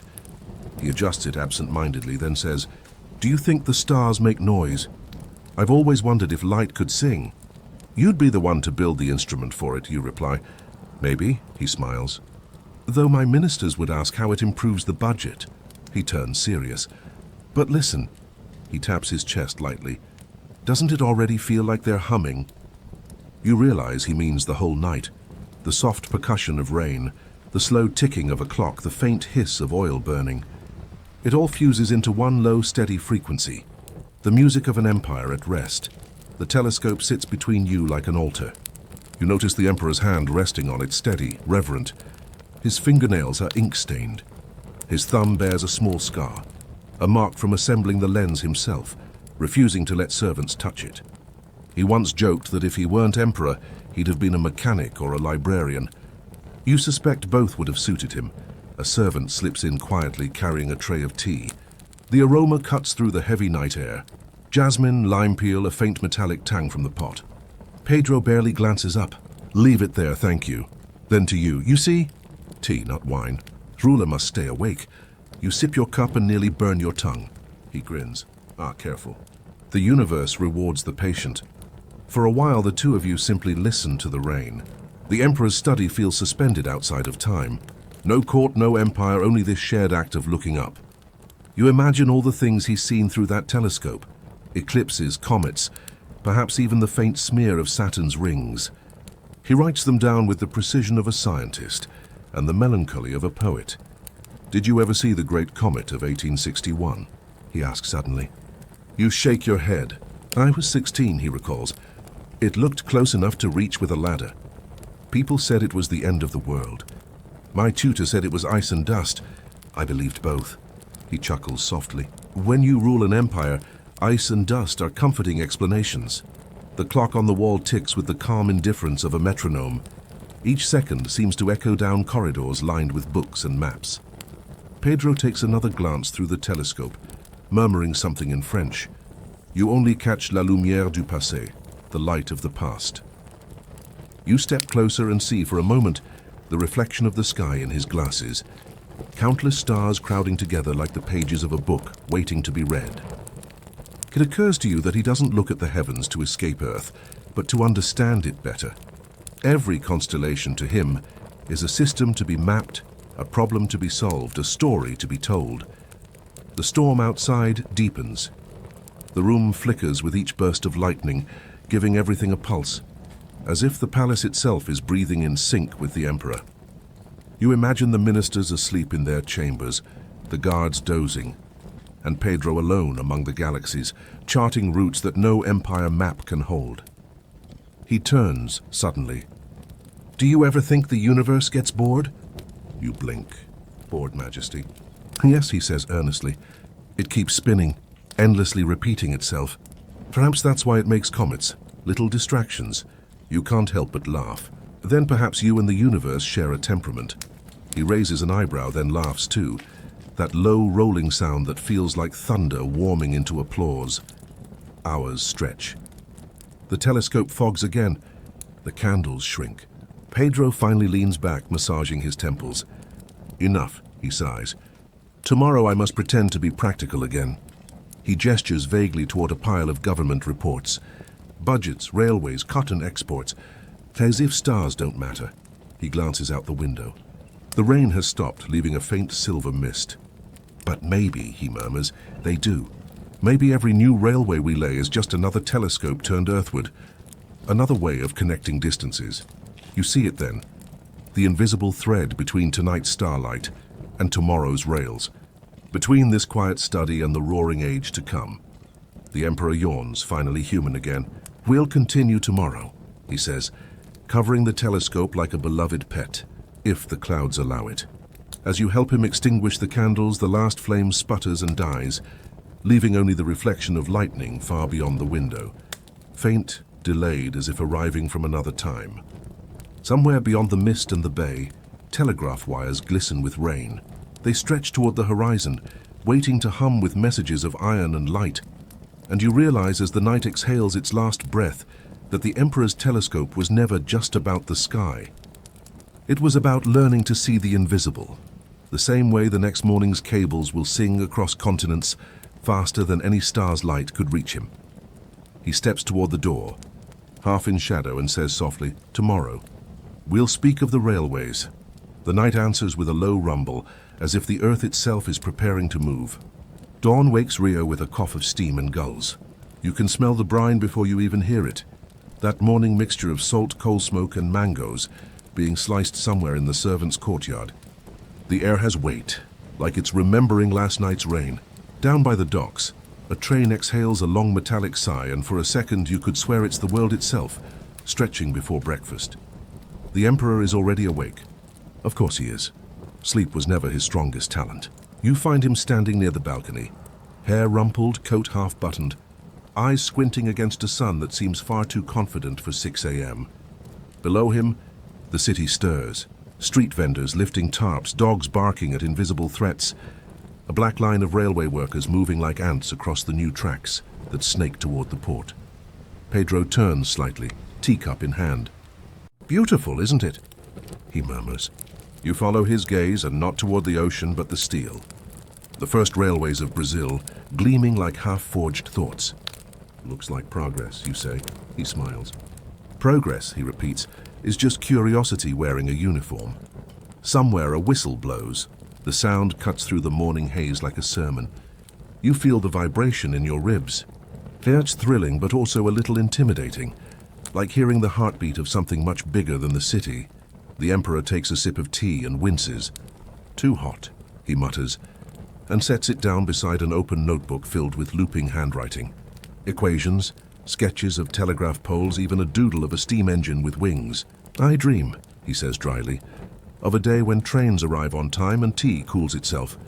"Careful," you tease. "That sounds suspiciously like electricity." He grins. Then may the lightning strike twice. The air hums faintly. The telegraph poles lining the palace road are new, lacquered wood with taut copper wires glinting in the sun. You swear you can almost hear messages crawling along them, tiny electric whispers threading the empire together. A telegraph operator passes the gates, his bag clinking with metal parts. Pedro watches him as if studying an evolving species. "Do you think," he asks suddenly, "that sound travels faster when it's made of metal?" You blink. "You mean through wires?" "No," he chuckles, "through ambition." He gestures for you to follow. The two of you descend the marble steps into the courtyard, where the smell of damp stone and coffee thickens. Workers are setting up a small telegraph table near the gate. There's something almost magical about it. The coil of wires, the ticking of the key, the soft hum that feels alive. Pedro crouches beside it like a boy examining a beetle. "Imagine," he says, "a message leaving Rio this morning and arriving in Paris before nightfall." He grins. "And all without a ship or a stamp. Prime ministers will miss their excuses for delay." He asks the operator for a demonstration. The man hesitates. Emperors aren't standard clients, but nods. His fingers begin tapping the key, the rhythmic click, click, click echoing off the stone walls. It's not unlike the sound of rain from last night, only sharper, purposeful. "What did he say?" you whisper. Pedro listens to the translation. "A test signal," he replies, eyes glinting. "It says the line is alive." That phrase lingers in the air, was both technical and spiritual. You can feel the Emperor absorbing it. For a moment he looks almost emotional, as if a childhood wish has materialized in sound. The workers cheer softly when the return message clicks back, confirming connection. One of them wipes his brow, leaving a streak of soot like war paint. Pedro claps his hands together. "Gentlemen," he announces, "Brazil speaks." Then under his breath, "Now if only it listened as well." A gust of wind carries in the smell of tar and hot iron from the tracks. Down the hill the locomotive coughs and shudders, gearing for its test run. Pedro gestures toward it, his excitement barely contained. Come, we'll ride the first kilometer.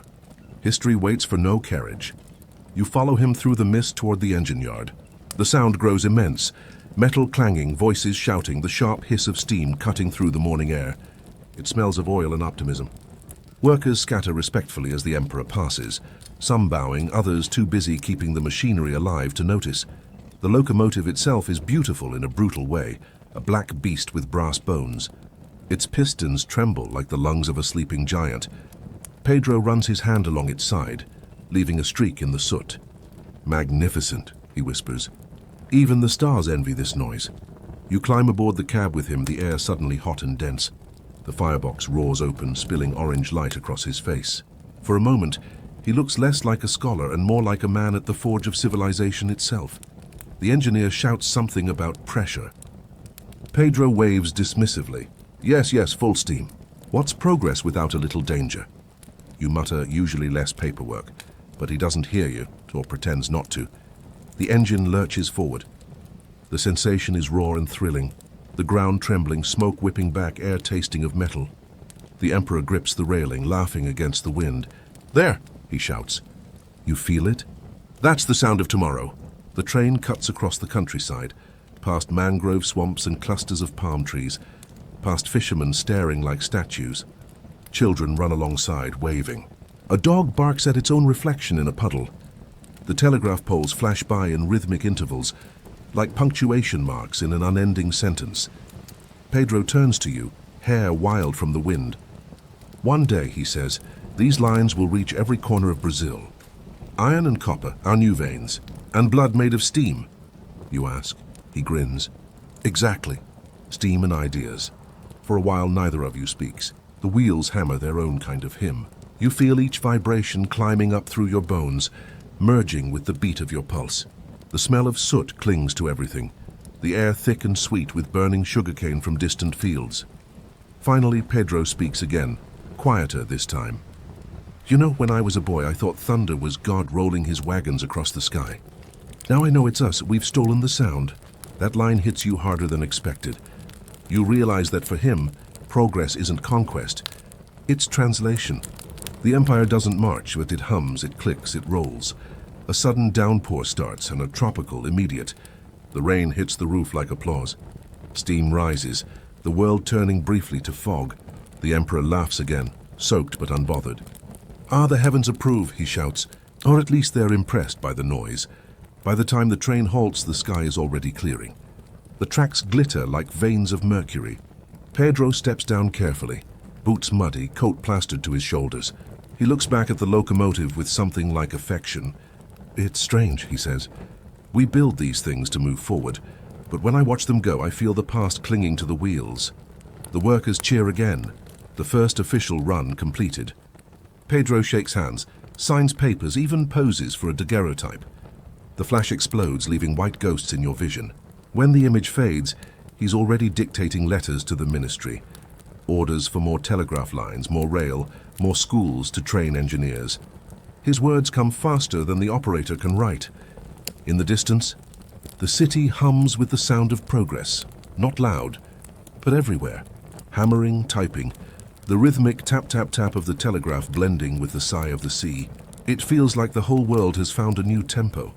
Back at the palace, the Emperor changes into a dry coat but keeps the soot on his hands, like a badge. He walks through the halls quietly, listening to echoes and footsteps on marble.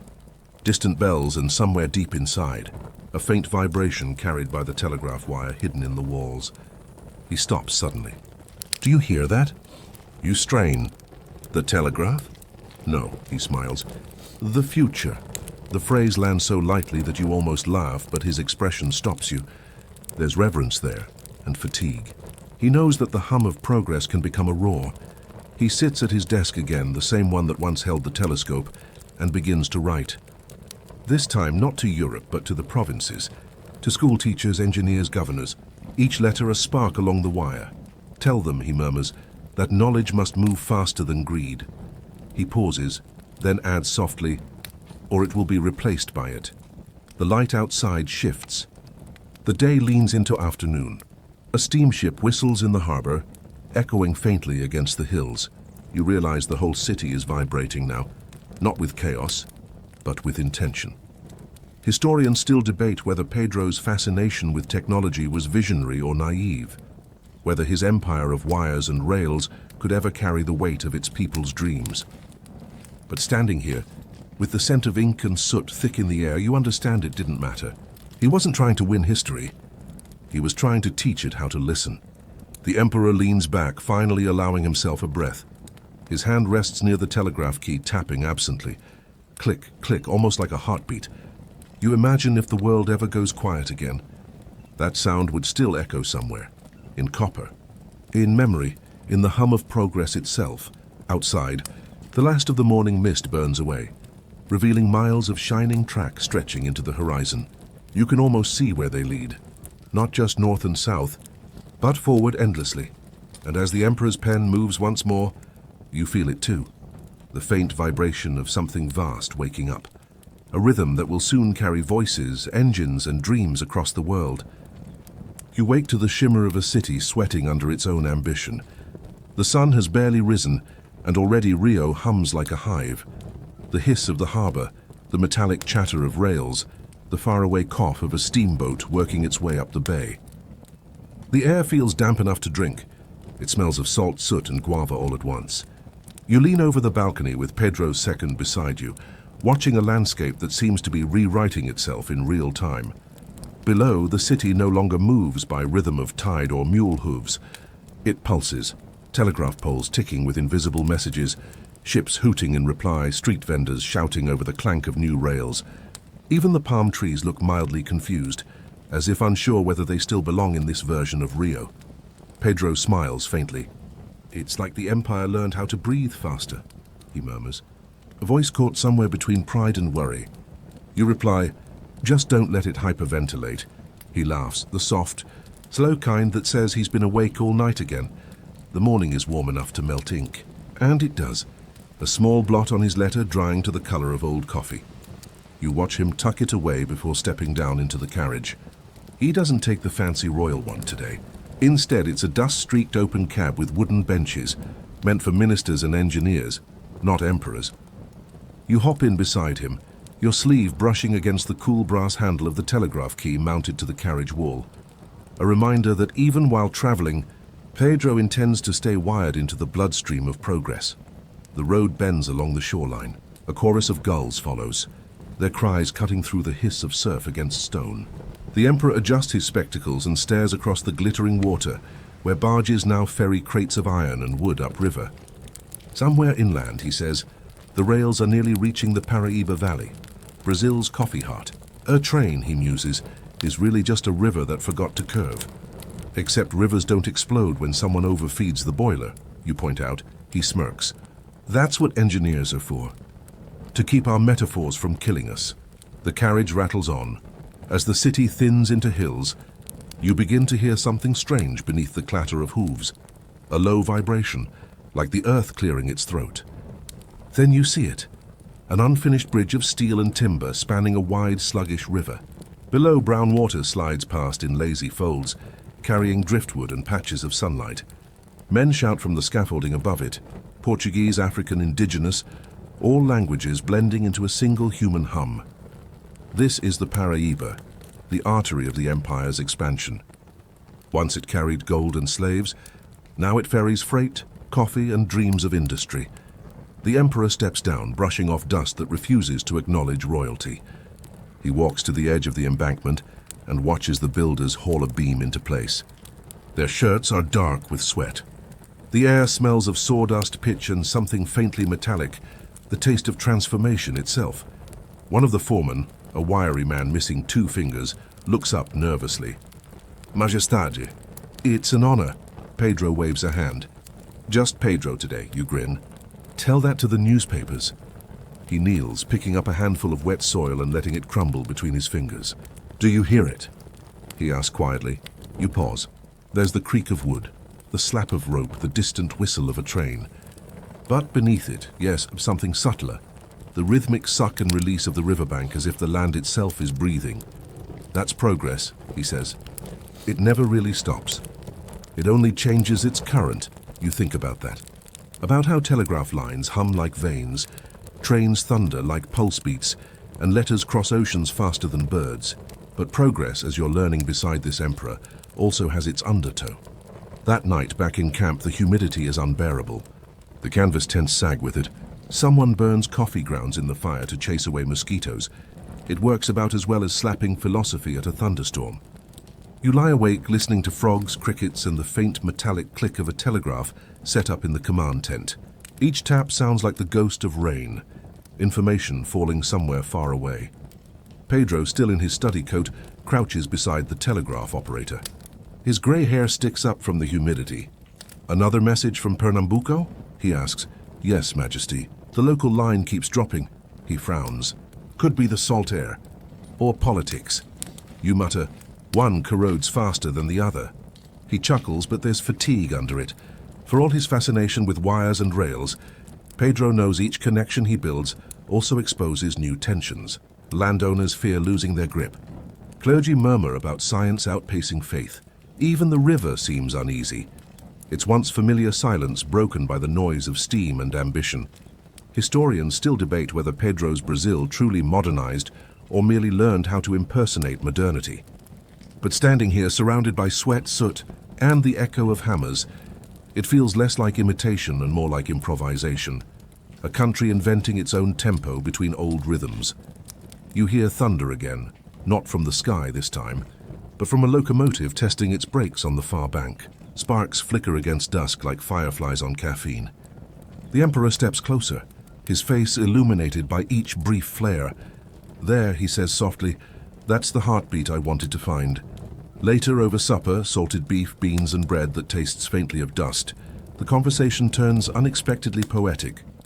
One engineer compares telegraph poles to trees that whisper secrets. Another swears that every time the wire hums, it's the Empire humming back. Pedro raises a brow. "If that's true," he says, "then I've been talking to myself all week." You can't resist. That explains the one-sided arguments. The table bursts into laughter. But even through the laughter, you sense a quiet tension. Everyone knows this pace can't last forever. The rails are expensive. The cable's fragile. Progress demands both coin and calm, and Brazil, vast and varied, has never been good at holding either. The night wind shifts. Somewhere upriver, frogs begin a chorus so loud it sounds orchestrated. The Emperor stands, walks to the riverbank again. His reflection trembles in the water, stretched by ripples and moonlight. "Do you think," he asks, "a nation can change without breaking something first?"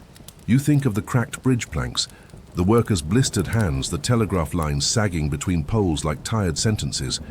"Maybe," you say, "but it probably gets messy." He nods. "Messy I can live with. Silence I cannot." The next morning brings heat that feels almost personal. The sun hits the water like molten brass, and the river steams in reply. Work resumes, hammering, shouting, splashing. You notice a young apprentice tightening bolts on a steel girder. His shirt reads Ferrovia Imperial in fading ink. He's whistling some tune, off-key but steady, his feet balanced on a plank no wider than your hand. When Pedro passes by, the boy freezes. "Continue," the Emperor says gently. Your whistle keeps the bridge alive. You catch the grin that spreads across the boy's face, bright as the river itself. By noon, a plank creaks ominously under load. A shout rises. The air freezes. One worker slips, catching the rope at the last moment, feet dangling above the brown churn below. The crowd gasps. You can feel your pulse sinking with the river's rush. Pedro doesn't flinch. He signals calmly, and the foremen haul the man up, grunting, swearing, alive. Moments later, work continues as if the near disaster were just another tremor in progress's long, restless current. Accidents, Pedro says quietly, are how machines remind us we're still made of skin. You look at him, at the sweat tracing down his temple, the tired light in his eyes, and realize how lonely it must feel to be the man who dreams in miles of rail and lines of code, well, proto-code, to build a country out of motion and still be haunted by its stillness. That evening, after the day's chaos cools into amber twilight, you walk with him along the completed section of track. The rails gleam like two strokes of liquid fire stretching toward the horizon. The air is heavy with the smell of oil and warm metal. Somewhere a night bird calls. 3 notes patient and hollow. Pedro stops. "You know," he says, "every invention begins as a whisper. Then it grows so loud it scares its creator." You smile. "So what scares you?" He looks at the river. "That I might stop listening." The silence after that isn't uncomfortable. It's vast. You hear the slow slap of current against stone, the whisper of reeds, the sigh of steam from the cooling engines. The night carries a sweetness, sugarcane and smoke, like the breath of a world just learning to exhale. Somewhere behind you, telegraph keys begin their nocturnal chatter again. The Empire, it seems, refuses to sleep. By midnight, fog rolls in, soft, luminous, and full of ghosts. You return to camp and watch droplets gather on the telegraph wire, each one catching lantern light like a row of tiny stars. The line hums faintly. The Emperor's pen moves again inside his tent, writing not to ministers this time, but to himself, to the part of him that still believes the river will remember how to flow, even when confined to rails and copper. You lie back, the ground cool beneath you, and think how every civilization must eventually choose what kind of current to follow. The wild, unpredictable one that carves valleys, or the engineered one that delivers mail on time. Either way, both lead to the sea. The last sound you hear before sleep is that low metallic murmur, the restless river of change still flowing through the veins of a dreaming empire. And in that murmur, faint but clear, something new begins to rise. The first electric whisper of an age that will soon call itself modern. You wake to thunder, but not from the sky. It's the echo of marching feet. Leather boots, bare soles, a shuffle that sounds like a heartbeat growing louder through mist. The air tastes of rain and metal. Church bells ring somewhere beyond the fog, thin and uncertain, as if unsure whether they're supposed to celebrate or warn.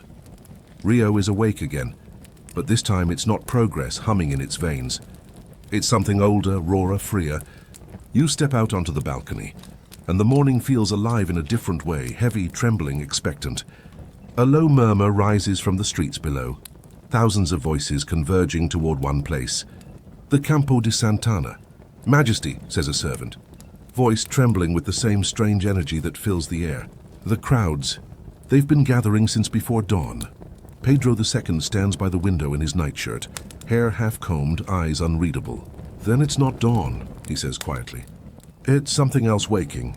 He doesn't mean the sun. The year is 1888, and this, you realize, is the sound of an empire exhaling the past. You follow him through the palace corridors, boots echoing on marble gone slick with humidity. Outside, the city feels like a lung too small for its breath. Bodies packed shoulder to shoulder, banners catching in the wind, horses snorting at the press of the crowd. The smell is unforgettable. Sweat, wet rope, roasted peanuts, and the faint sweetness of crushed sugarcane being sold from makeshift carts. Everywhere you look, there's movement. Former slaves, soldiers, street vendors, schoolchildren, everyone drawn here by rumor and hope. Someone's playing a tambourine off-key. Someone else is shouting about freedom, like it's both a prayer and a dare. Pedro's carriage inches forward through the mass. The wheels bump against cobblestones slick with rain. You hear a child laugh nearby, then hiccup, then laugh again. It's the kind of sound history rarely pauses to notice, but you do, because it's the sound of breathing space returning to a people who've gone generations without it. When the carriage stops, the Emperor steps out. His coat clings to him in the drizzle, and steam rises faintly from the horses. A man beside you mutters, "He looks older today." You think, "No, he just looks real." Inside the Ministry of Agriculture, the air smells like damp paper and cigar smoke.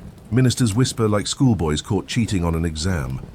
On the central table lies a single sheet, the Ley Aria, the Golden Law, 2 paragraphs long, 2 centuries overdue. Princess Isabel stands waiting, her expression calm but her fingers trembling slightly.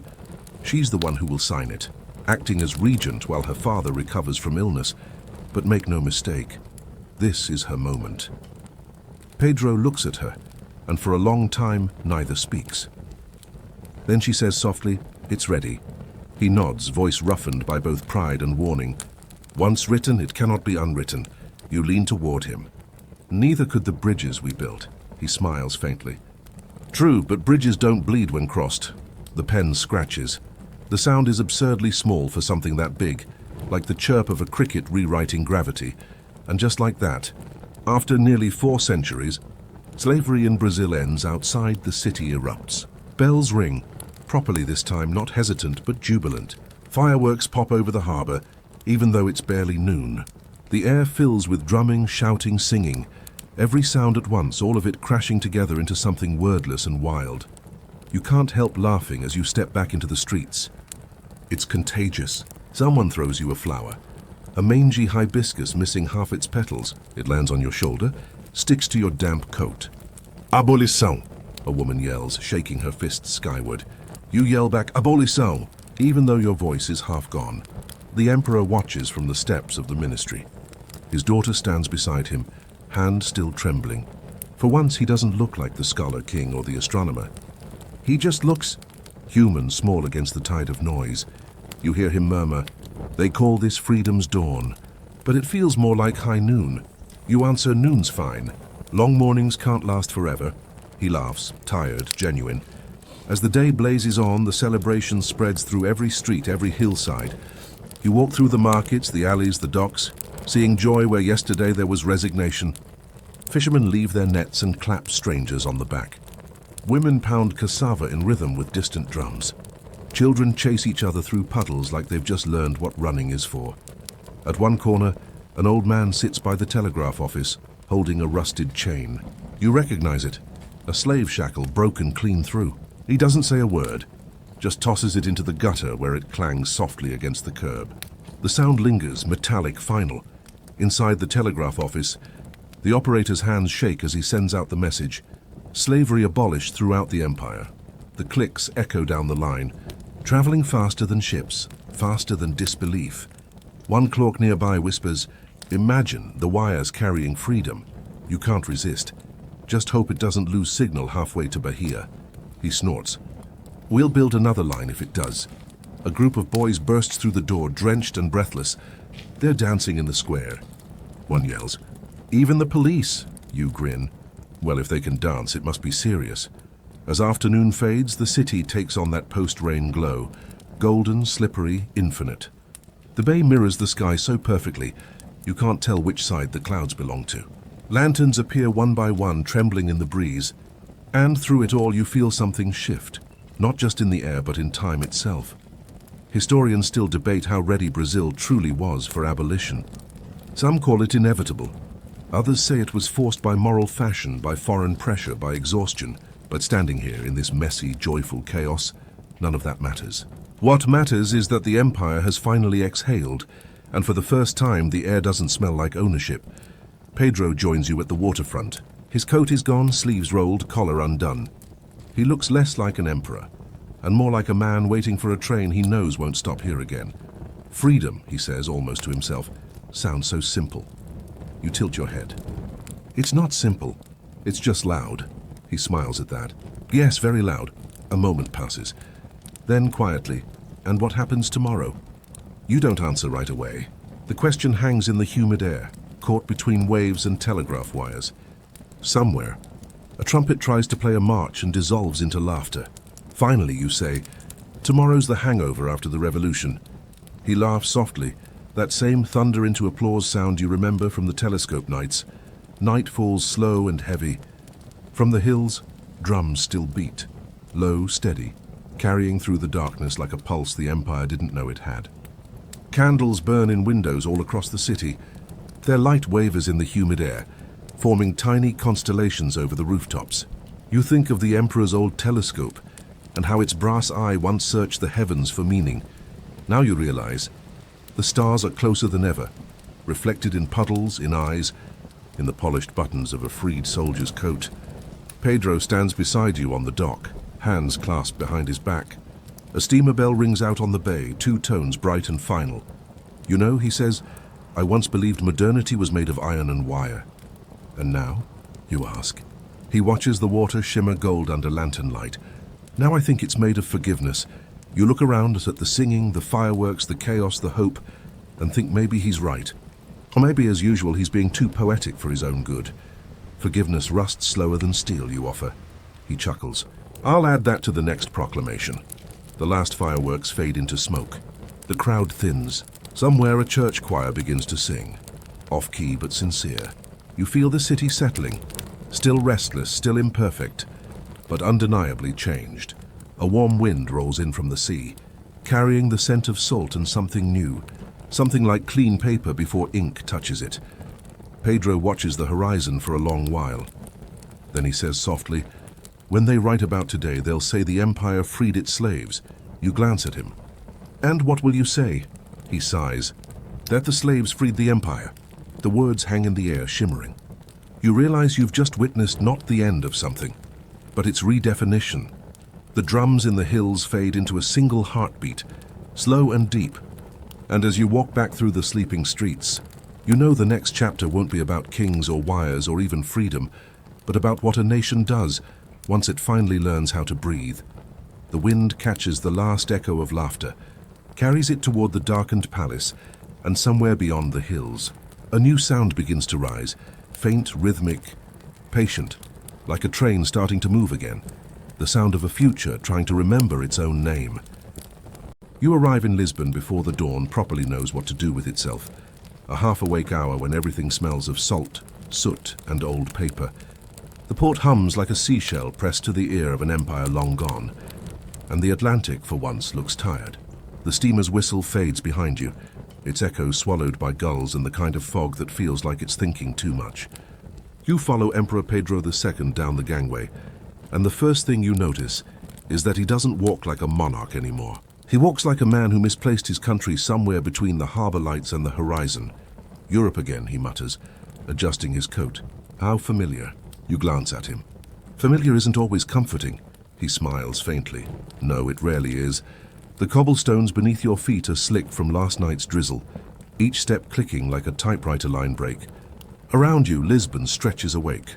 Bread carts rumbling, shutters creaking, a priest coughing into the dawn. The air smells of roasted chestnuts and damp linen, and there's a faint sweetness you can't place. Perhaps oranges, perhaps nostalgia. Pedro pauses to breathe it in. You can almost see him cataloguing sensations like an old scholar who's forgotten how to rest. Salt from the docks, smoke from the bakeries, ink-stained fingers from a lifetime of writing letters to a world that stopped reading. His eyes linger on the narrow streets climbing toward the Alfama hills, the same kind that would have crushed lesser monarchs with their steepness alone. He's 72 now, half blind, half exiled, and completely incapable of sleeping past dawn. The newspapers call him the Philosopher King, though these days he looks more like a tired librarian who lost the keys to the stacks. You follow him through the mist, past tiled walls gleaming like fish scales, past windows where someone's grandmother is already hanging laundry. Do you ever get tired of traveling? You ask. Only of arriving, he replies. That earns a laugh from you, and small, like a spark trying to survive in damp air. A church bell tolls somewhere uphill, slow and resonant like a heartbeat echoing in stone. For it's the hour when the old city smells of both yesterday and yeast. Pedro takes it in stride, his cane tapping rhythmically, an old metronome for a world that's forgotten its tempo. The last time you saw him, Rio was on fire with celebration, fireworks scarring the sky, and now he looks like the ember left after the flame. You pass a shop selling postcards of the Tagus River, the kind printed with watercolor sunsets so vivid they feel illegal. Would you like one? You tease. He shakes his head. No, I'd rather remember the real one, before it began to look like an imitation of itself. You grin. That's poetic. Exile makes everyone poetic, he says, half smiling again. By midday you're in Paris, because emperors, even retired ones, move through continents like chess pieces. The train groans through the countryside, all wheat and smoke and slow-moving clouds. Pedro stares out the window as villages flicker by like old photographs. Somewhere between Orléans and Fontainebleau, he dozes off. The light falls across his beard, silver and unbothered, and for a moment he looks peaceful. A man finally free from governing dreams, but peace doesn't last long. The train jerks. He wakes, France, he murmurs, rubbing his eyes. Still too fashionable for my liking. You chuckle. At least the bread's good, he hums, non-committal. The countryside blurs past, green fields trembling with poppies. You can almost hear the ghosts of revolution humming beneath them. The 19th century is shedding its skin again, and you can tell Pedro feels it too. By the time you reach Paris, the city's pulse is unmistakable. 1,000 clattering carriages, Accordion notes twisting through alleys, the faint hiss of gas lamps flickering to life. The Emperor stands at the station platform, blinking as if daylight has outstayed its welcome. The air smells of horse sweat, ink, and roasted coffee, the trinity of every European capital. You both check into a modest hotel near the Rue Saint-Honoré, not the palace of a monarch, but the quiet den of a scholar. Inside, the wallpaper peels like old petals, the furniture hums with age, and the hallway smells faintly of mothballs and forgotten gossip. "Homey," you say, setting your bag down. Pedro smiles thinly. "It'll do. I've slept in worse places, that including my own palace," you snort. Historians still debate that one. He laughs, and for a heartbeat he sounds young again. That night he refuses to sleep. You sit across from him as he scribbles in his diary, the ink blotting in little black pools like spilled constellations. The lamp buzzes, casting halos of gold against the wall. Outside, rain begins to fall, soft, rhythmic, almost tender. "Do you miss Brazil?" you ask quietly. He stops writing, the nib trembling above the page. "Every minute," he admits, "but not as I left it. I miss the one that could have been. There's something unbearably human in that." You don't respond. Just listen to the sound of rain trying to rewrite history one drop at a time. At some point past midnight, a letter arrives from Princess Isabel. The handwriting is firm, deliberate. She writes about the new republic, about how the palace feels like a stranger's house now. Pedro reads in silence. When he finishes, he folds the paper neatly, places it by the candle and says nothing. "Are you angry?" you ask. "No," he says. "Anger is for those who believe the world listens." You sit there, both of you watching the candle burn shorter. The room smells of wax and time. At dawn, you walk with him through the Tuileries garden. The gravel crunches underfoot, and the fountain mist glows like ghostly breath. The Emperor walks slowly, each step deliberate, each exhale fogging the air like a quiet admission. A little boy runs past with a toy boat, laughing. And Pedro watches him as if trying to memorize the sound. "He'll never know what it means to lose a throne," Pedro murmurs. "Maybe that's a good thing," you reply. He smiles. Yes, the world doesn't need more sleepless emperors. He's right, though you notice he hasn't stopped walking since he left Rio. Later that week in Vienna, he visits the Imperial Library. The air inside smells like dusted leather and quiet ambition. You follow as he runs his fingers along the spines of books older than some nations. He finds a Latin manuscript, squints, and mutters the words softly, the way one hums an old hymn. A librarian recognizes him, whispers something in awe. Soon others gather, murmuring, bowing, though Pedro seems oblivious. He's tracing letters with his thumb like they're braille, as if he could read history by touch alone. "Do you ever wish you'd been born ordinary?" You ask, he laughs, and gently this time. "And deprive you of all this material?" You grin. Fair point. That night he's invited to an opera. The lights, the velvet, the applause, it's all too much, too bright. Yet he endures it with polite grace, nodding to the music as if each note apologizes for being alive. When the soprano holds her final note, impossibly long, trembling, he closes his eyes and you realize he's crying, quietly, discreetly, like someone mourning something that wasn't a person but a possibility. Later, on the carriage ride home, you both sit in silence. The city glows outside, lanterns reflected in wet cobblestones, laughter rising from cafes, carriages rattling like dice. Pedro breaks the quiet. "Do you think nations ever truly wake up? You think about Rio, about the roar of abolition, about the silence that followed. Maybe, you say, but only after they dream long enough." He nods. "Then I suppose I was always too impatient for dreaming." Back at the hotel, he writes again. The pages fill with names, sketches, fragments, bits of Brazil he can't let go of. When he finally looks up, his eyes are glassy with fatigue. "I can't sleep," he whispers. "Every time I close my eyes, I hear waves. You almost joke, that's just Paris traffic." But something in his tone stops you. He means the Atlantic. He means distance. He means the impossible sound of home. Morning finds him by the window, pale sunlight spilling over his shoulders. The city yawns awake beneath him, bells ringing, pigeons arguing, bakers shouting at apprentices. Pedro smiles faintly. "I like mornings," he says. "They're honest," you nod. "Even when they hurt," he laughs softly. "Especially then." The rest of his journey feels like one long farewell, to Naples, where Vesuvius smokes lazily in the distance. to Genoa, where he stands by the harbor muttering, "All ships look the same when they leave," to Marseille, where he writes a final note to his daughter, "I have seen the world and it seems smaller every day." You realize something then. The emperor isn't just sleepless because of age or worry. He's sleepless because he's still watching over a dream that doesn't need him anymore. By the time he reaches Cannes, his health is failing. You sit beside him on a balcony overlooking the sea. The light glitters too brightly on the waves, as if trying to imitate Brazil's sun but failing. He watches the horizon for a long time before whispering, "Freedom does not make one young again."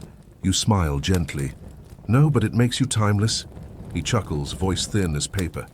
That's generous. The wind shifts. The sea hums like it's remembering something. Somewhere far beyond the waves, a telegraph line hums, still carrying echoes from Rio, from bridges, from bells. The empire may be gone, but the signal lingers. Pedro closes his eyes, finally letting the world go quiet around him. And you just sit there listening to the hush between tides, knowing that even emperors must rest eventually. Yet as the waves shimmer silver under the dawn, you can't help but think, somewhere in that reflection something is beginning again. You arrive in Lisbon before the dawn properly knows what to do with itself. A half-awake hour when everything smells of salt, soot, and old paper. The port hums like a seashell pressed to the ear of an empire long gone. And the Atlantic, for once, looks tired. The steamer's whistle fades behind you, its echo swallowed by gulls and the kind of fog that feels like it's thinking too much. You follow Emperor Pedro II down the gangway, and the first thing you notice is that he doesn't walk like a monarch anymore. He walks like a man who misplaced his country somewhere between the harbor lights and the horizon. "Europe again," he mutters, adjusting his coat. "How familiar." You glance at him. Familiar isn't always comforting. He smiles faintly. No, it rarely is. The cobblestones beneath your feet are slick from last night's drizzle, each step clicking like a typewriter line break. Around you, Lisbon stretches awake. Bread carts rumbling, shutters creaking, a priest coughing into the dawn. The air smells of roasted chestnuts and damp linen, and there's a faint sweetness you can't place. Perhaps oranges, perhaps nostalgia. Pedro pauses to breathe it in. You can almost see him cataloguing sensations like an old scholar who's forgotten how to rest. Salt from the docks, smoke from the bakeries, ink-stained fingers from a lifetime of writing letters to a world that stopped reading. His eyes linger on the narrow streets climbing toward the Alfama hills, the same kind that would have crushed lesser monarchs with their steepness alone. He's 72 now, half blind, half exiled, and completely incapable of sleeping past dawn. The newspapers call him the Philosopher King, though these days he looks more like a tired librarian who lost the keys to the stacks. You follow him through the mist, past tiled walls gleaming like fish scales, past windows where someone's grandmother is already hanging laundry. Do you ever get tired of traveling? You ask. Only of arriving, he replies. That earns a laugh from you, and small, like a spark trying to survive in damp air. A church bell tolls somewhere uphill, slow and resonant like a heartbeat echoing in stone. It's the hour when the old city smells of both yesterday and yeast. Pedro takes it in stride, his cane tapping rhythmically. An old metronome for a world that's forgotten its tempo. The last time you saw him, Rio was on fire with celebration. Fireworks scarring the sky, and now he looks like the ember left after the flame. You pass a shop selling postcards of the Tagus River, the kind printed with watercolor sunsets so vivid they feel illegal. Would you like one? You tease. He shakes his head. No, I'd rather remember the real one, before it began to look like an imitation of itself. You grin. That's poetic. Exile makes everyone poetic, he says, half smiling again. By midday you're in Paris, because emperors, even retired ones, move through continents like chess pieces. The train groans through the countryside, all wheat and smoke and slow-moving clouds. Pedro stares out the window as villages flicker by like old photographs. Somewhere between Orléans and Fontainebleau, he dozes off. The light falls across his beard, silver and unbothered, and for a moment he looks peaceful. A man finally free from governing dreams, but peace doesn't last long. The train jerks. He wakes, France, he murmurs, rubbing his eyes. Still too fashionable for my liking. You chuckle. At least the bread's good, he hums, non-committal. The countryside blurs past, green fields trembling with poppies. You can almost hear the ghosts of revolution humming beneath them. The 19th century is shedding its skin again, and you can tell Pedro feels it too. By the time you reach Paris, the city's pulse is unmistakable. 1,000 clattering carriages, accordion notes twisting through alleys, the faint hiss of gas lamps flickering to life. The Emperor stands at the station platform, blinking as if daylight has outstayed its welcome. The air smells of horse sweat, ink, and roasted coffee, the trinity of every European capital.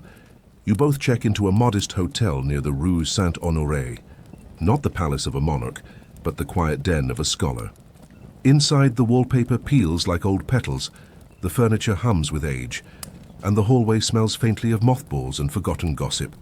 "Homey," you say, setting your bag down. Pedro smiles thinly. "It'll do. I've slept in worse places, that including my own palace," you snort. Historians still debate that one. He laughs, and for a heartbeat he sounds young again. That night he refuses to sleep. You sit across from him as he scribbles in his diary, the ink blotting in little black pools like spilled constellations. The lamp buzzes, casting halos of gold against the wall. Outside, rain begins to fall, soft, rhythmic, almost tender. "Do you miss Brazil?" you ask quietly. He stops writing, the nib trembling above the page. "Every minute," he admits, "but not as I left it. I miss the one that could have been. There's something unbearably human in that."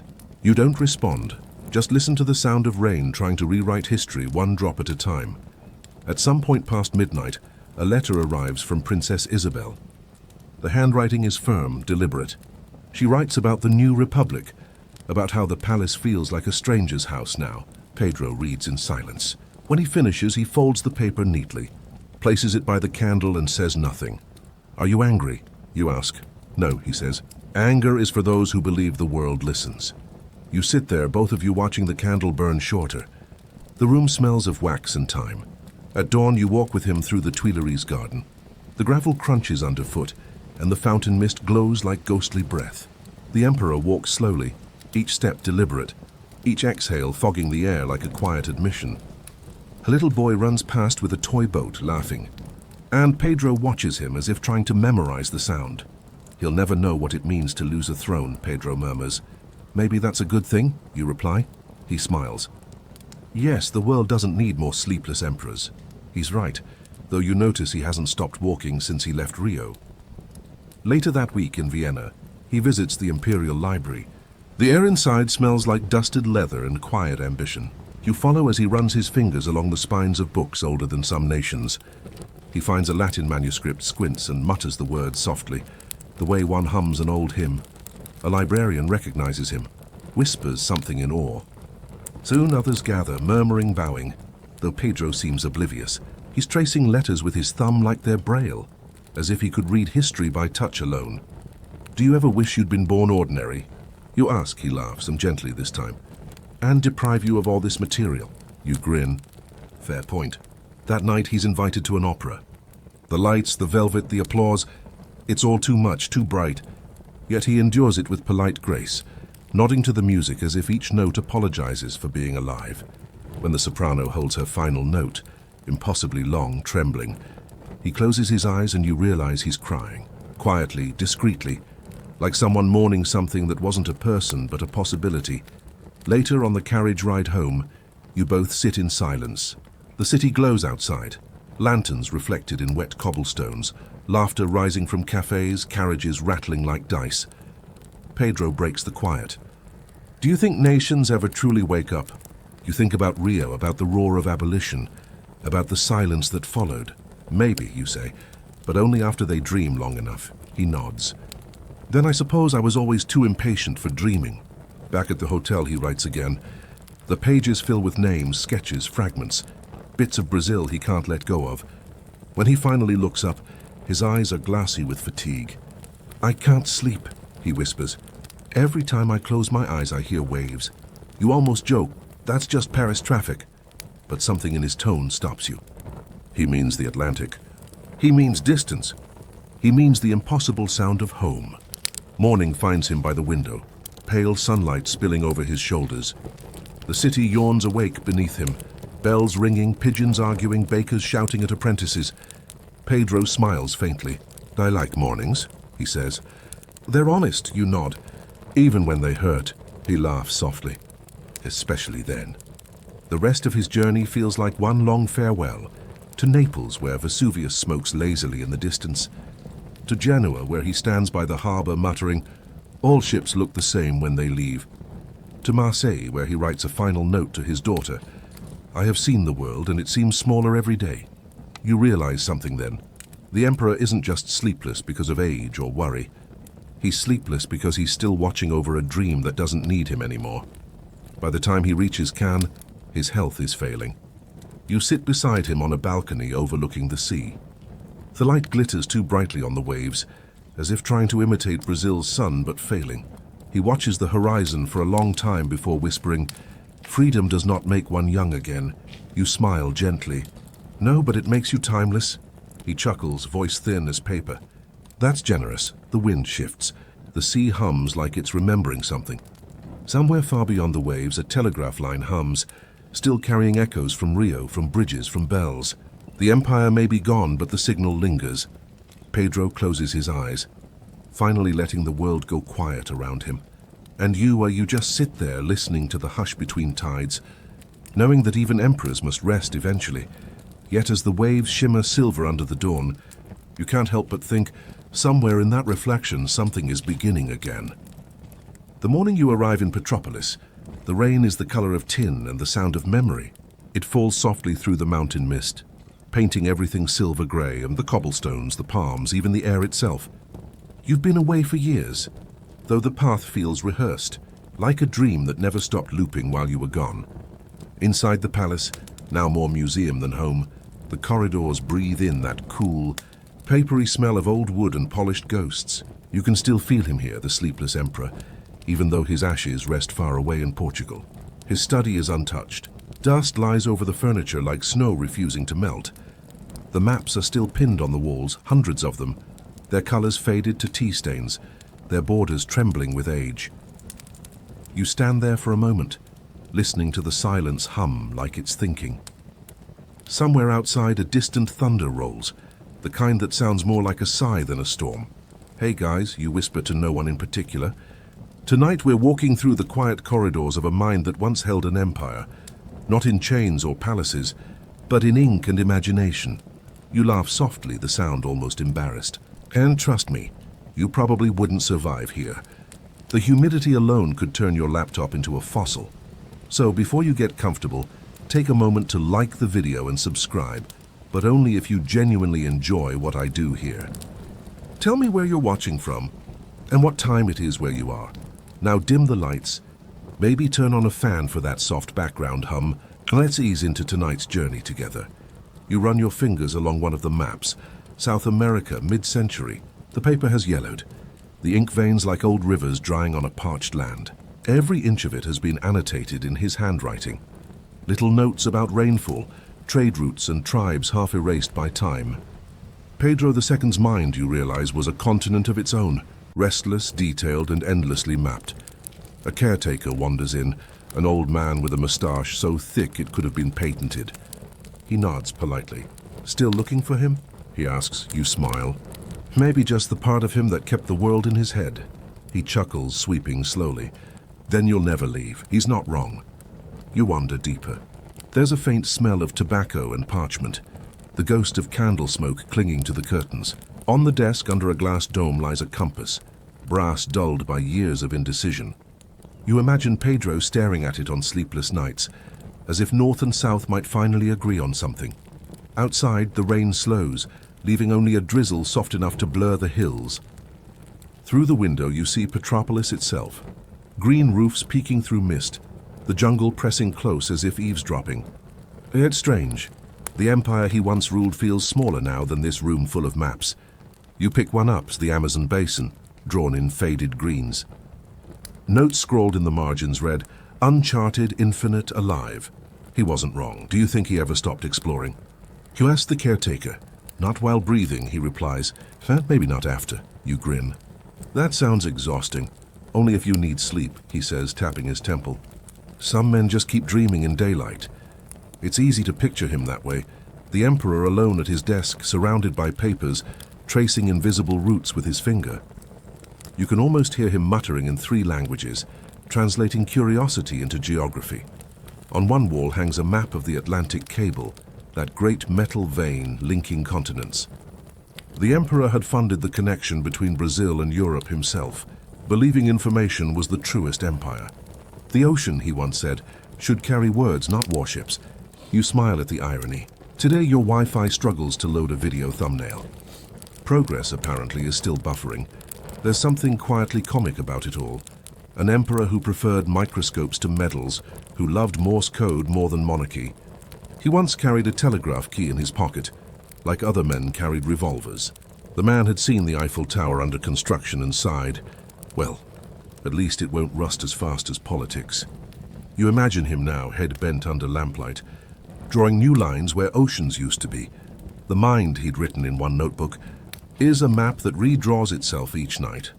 Historians still debate whether he meant that literally or just poetically. Knowing him, it was both. You wander through the archive room. The air is cool, almost cold, and smells like paper dreams. On the table lies a globe so large it could double as a small planet. You spin it gently. The continents glide under your fingers, brittle edges peeling varnish. The caretaker says quietly, he once traced every expedition he read about. Arctic, Africa, Mars. You blink. Mars? He nods. He believed we'd reach it someday. He kept notes on early telescopic observations, even sketched possible irrigation lines. Said maybe there were canals. You can't help but laugh. So basically, he predicted alien plumbing. The old man shrugs. He was optimistic. There's warmth in the joke, though. Pedro had that kind of optimism, a scholar's faith that even the universe would eventually make sense if you just kept good notes. A gust of wind rattles the windows. The sound is gentle, like pages turning. You sit by the desk, resting your palms on the wood. They're smooth in places, scarred in others, like someone thought too hard against it. You close your eyes, and for a moment you can almost hear the scratching of his pen again. You there? A voice says suddenly. You open your eyes. It's the caretaker again, holding a small box. Inside, glass slides old as breath, each labeled in his handwriting. Microscopic samples, butterfly wings, volcanic ash, a single human hair. He used to look at these for hours, the man says. Said the world's real geography is invisible. You study one slide under the dim lamp, fine veins of a leaf glowing green as if still alive. You can't help smiling. A mind made of maps, you murmur. The caretaker nods. Yes, but not the kind you hang on walls. Later you step outside into the drizzle. The air feels heavier here, thick with chlorophyll and thyme. You walk toward the gardens, where the paths are lined with hydrangeas and hummingbirds that refuse to hold still. The ground squelches underfoot. The smell of wet soil rises like steam. You sit on a bench and watch the fog drift through the palms. Somewhere a bell rings from the city below, slow, patient echoing. It's strange how alive everything feels. Maybe that's what he wanted all along. Not an empire of obedience, but of awareness. The maps were never borders. They were questions. You lean back, feeling the damp wood against your spine. In the distance, thunder murmurs again.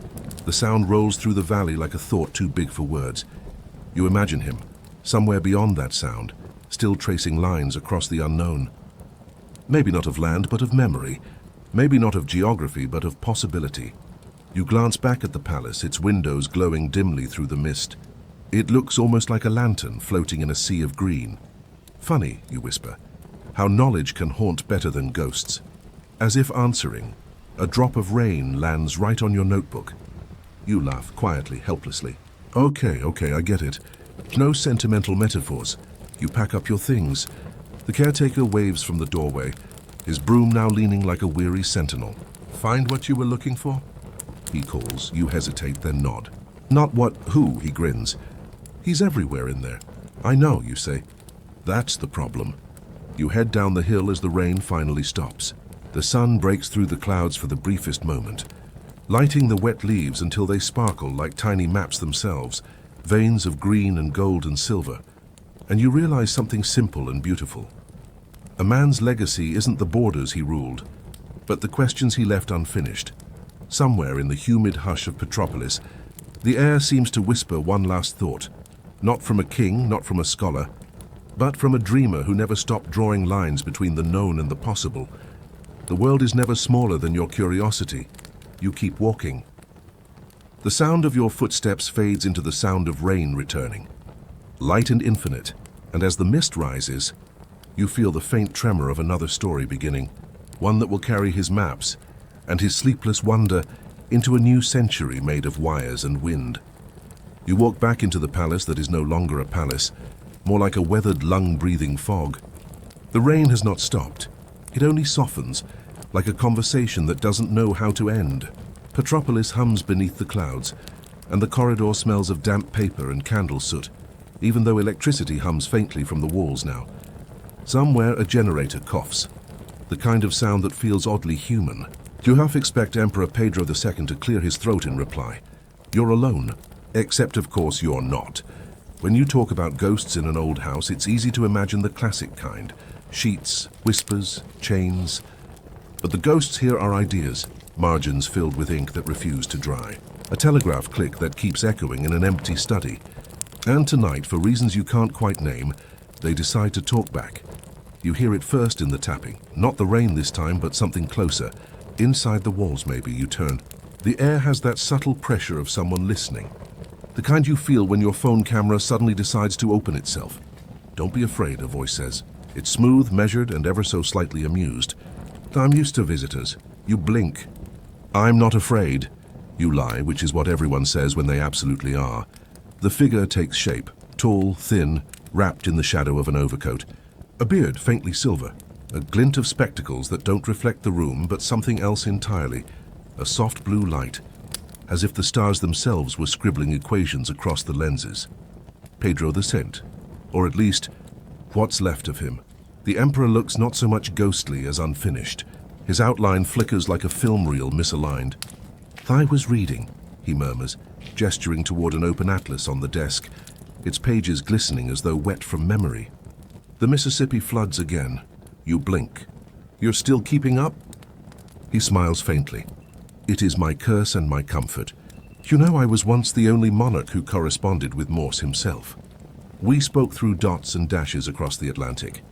And yet I never quite managed to say what I wanted most. What was that? You ask, he tilts his head. That I envied the machine. It did not sleep. You laugh under your breath, partly out of nerves, partly because the idea of envying a telegraph is both tragic and weirdly relatable. I mean, same, you say. I doom scroll until 3 a.m. too. He chuckles, a dry, papery sound. Ah yes, the modern insomnia of abundance.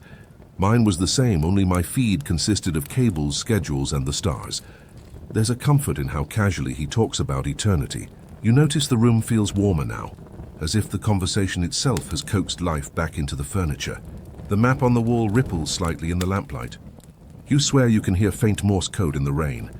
He drifts toward the window, his form thinning against the mist. You live in a time I once dreamed of, he says softly. A world without emperors, yet ruled by invisible empires of information. Does it make you happy? You hesitate. The question lands too precisely. It depends, you answer. We have knowledge, yes, but also noise. The signal's there. It's just buried under memes and conspiracy theories. He raises an eyebrow. Ah, yes. History repeats itself, first as Telegram, then as Twitter. You laugh again, a little louder this time. Behind you something shifts, a draft, or maybe another ghost brushing by. The scent changes, wet wood now tinged with ozone. There's that faint metallic tang you associate with old film reels, or a thunderstorm waiting to strike. You built a museum of learning inside an empire, you say, half to him, half to yourself. You brought scientists, astronomers, artists. You read railway schedules for fun. But didn't that loneliness eat at you? He looks back and the room brightens slightly, as if the question itself has kindled light. Loneliness, he says, was my laboratory. He gestures toward his desk where glass slides rest beside a notebook filled with looping script.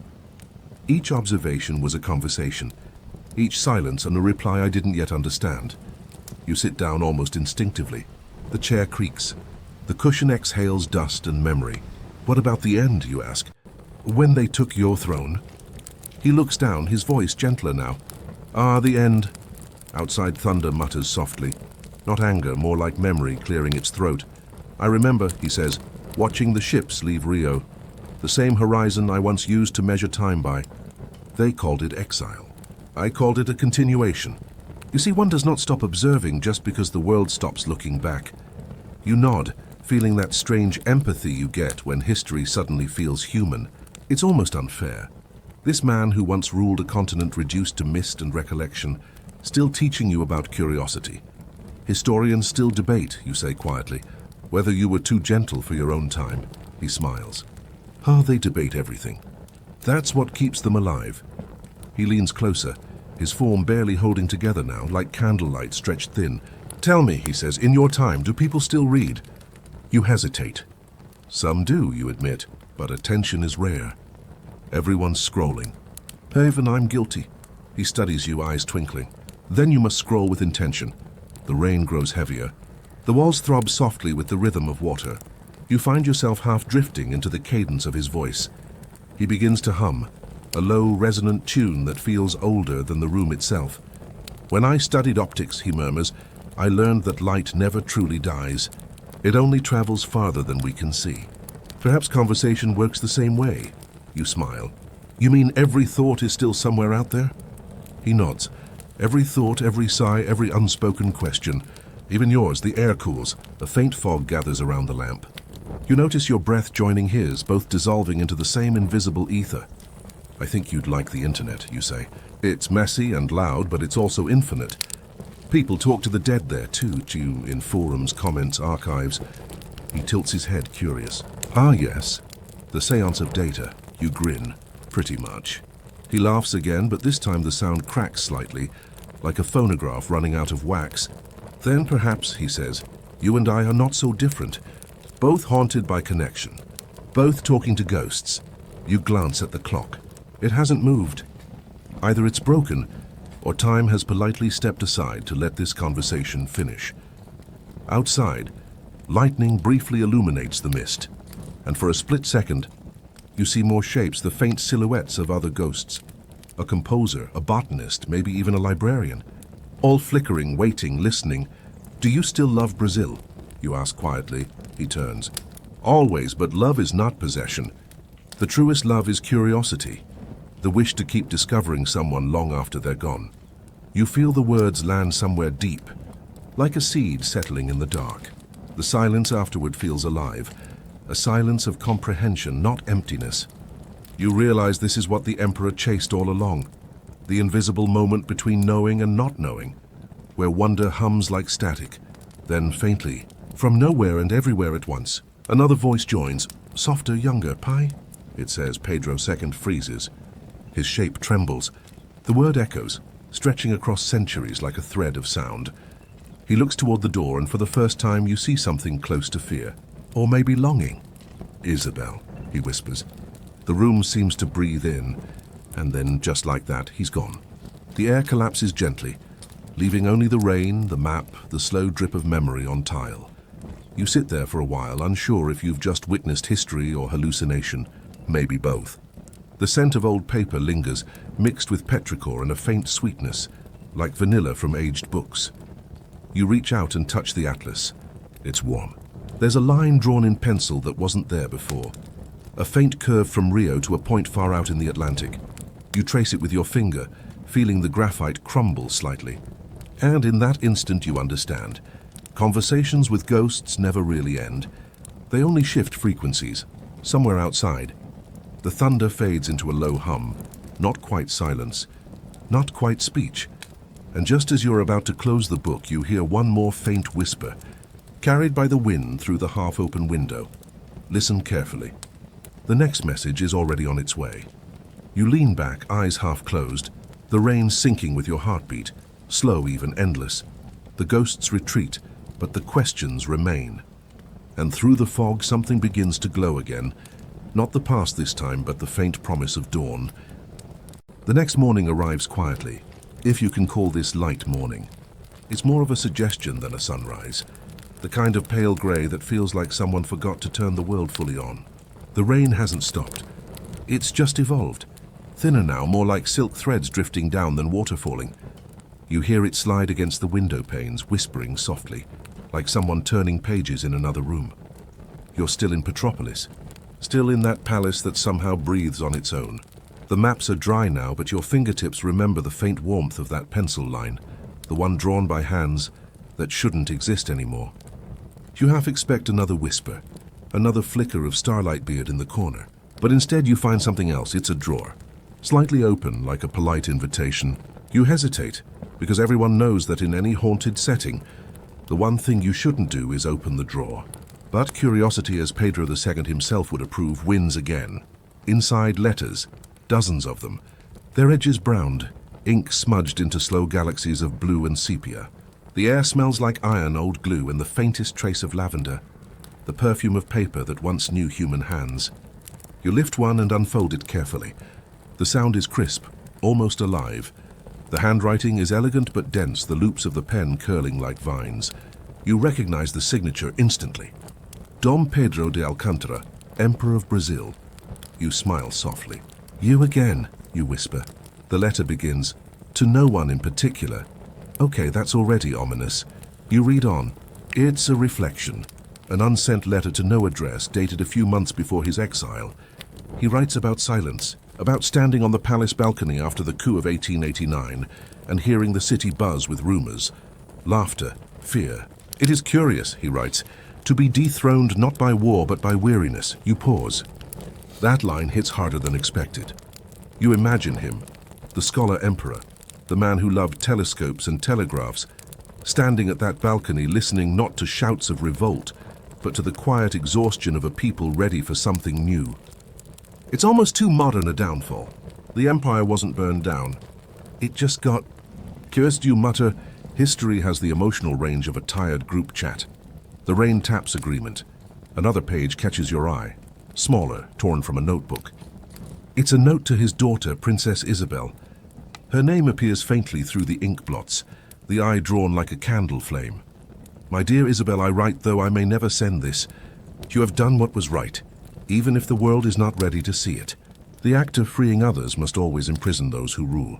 You breathe out slowly. That's a reference, you realize, to the Lei Aurea, the Golden Law of 1888, which abolished slavery in Brazil. It's one of the few widely known historical moments tied directly to him, even though it was his daughter who signed it. Imagine losing your throne for doing the right thing, you murmur. That's like being unfriended for recycling. Still, he doesn't sound bitter. If anything, he sounds relieved, like a man who finally put the last period on a very long essay. The air in the study grows cooler. You notice faint mist curling under the door, though the fire hasn't gone out. It's almost like the room is breathing differently, inhaling through memory. You find another letter, this one written in French, addressed simply à mon esprit futur, to my future self. The handwriting here trembles slightly, like he wrote it on a ship. You catch phrases about exile, about Europe's damp air being too heavy for thought, about the sadness of watching telegraph poles recede from the window of a train. He describes how sound changes over the ocean, how even silence becomes distant. That's your lesser-known fact right there. Historians found that Pedro II carried with him a portable telegraph key on his journey into exile, like someone clinging to Wi-Fi during a long flight. You grin. The man really invented emotional Bluetooth. You keep reading. He writes of longing not for power but for correspondence. There are letters, he says, that must never be sent because sending them would end the conversation. I prefer to imagine them always waiting for an answer. There's something achingly poetic in that. You think of all the unsent messages in your own phone, drafts that never found courage, goodbyes left in limbo. Suddenly the emperor's loneliness doesn't feel historical at all. You whisper, guess we all ghost someone eventually. A faint cough interrupts you. You freeze. It's not the wind. It's not the rain. It's definitely a cough. You turn toward the sound, your heart politely deciding to speedrun cardio. Near the desk, the air thickens, and then, slowly, she appears. Not Pedro II this time. Someone else. A woman in soft grey silk, eyes calm but sharp. Her face glows faintly, like candlelight through parchment. Princess Isabel? You ask, already knowing. She smiles. You read his letters. You nod. He left a lot of drafts. Yes, she says quietly. My father wrote to fill the silence. I read to remember him. You exchange a long look, the kind that bridges centuries in an instant. I'm sorry, you say. For what happened? For how they treated you both. She tilts her head. Oh, you mean the Republic? Her tone softens into irony. Empires fall like rain. You get used to being weathered down. That's one of those lines that makes you wonder if ghosts get writing credits. You gesture at the pile of letters. Did you ever get any of these? She hesitates. Some, but not all. The last ones. He never mailed. Why? She sighs, and the air actually moves with it, stirring the papers slightly. Because he thought words should stay unfinished. Like prayers. Or questions. You let that sit for a moment. The room feels heavier, yet strangely comforting. Isabel drifts closer to the desk. He wrote to me once about a dream, that Brazil would one day be free not just in law but in curiosity. That everyone would have the right to learn, to think. He believed ignorance was the true tyranny. You smile faintly. He'd love Wikipedia. That earns the smallest laugh. Perhaps, though he'd correct it constantly. You imagine him haunting online forums, editing grammar in the afterlife. The thought is oddly wholesome.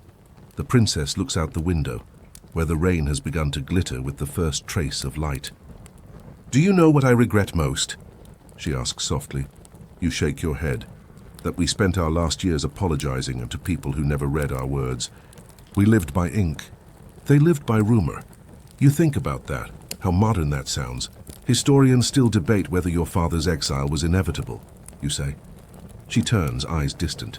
Historians debate everything, but they never debate the ache of waiting.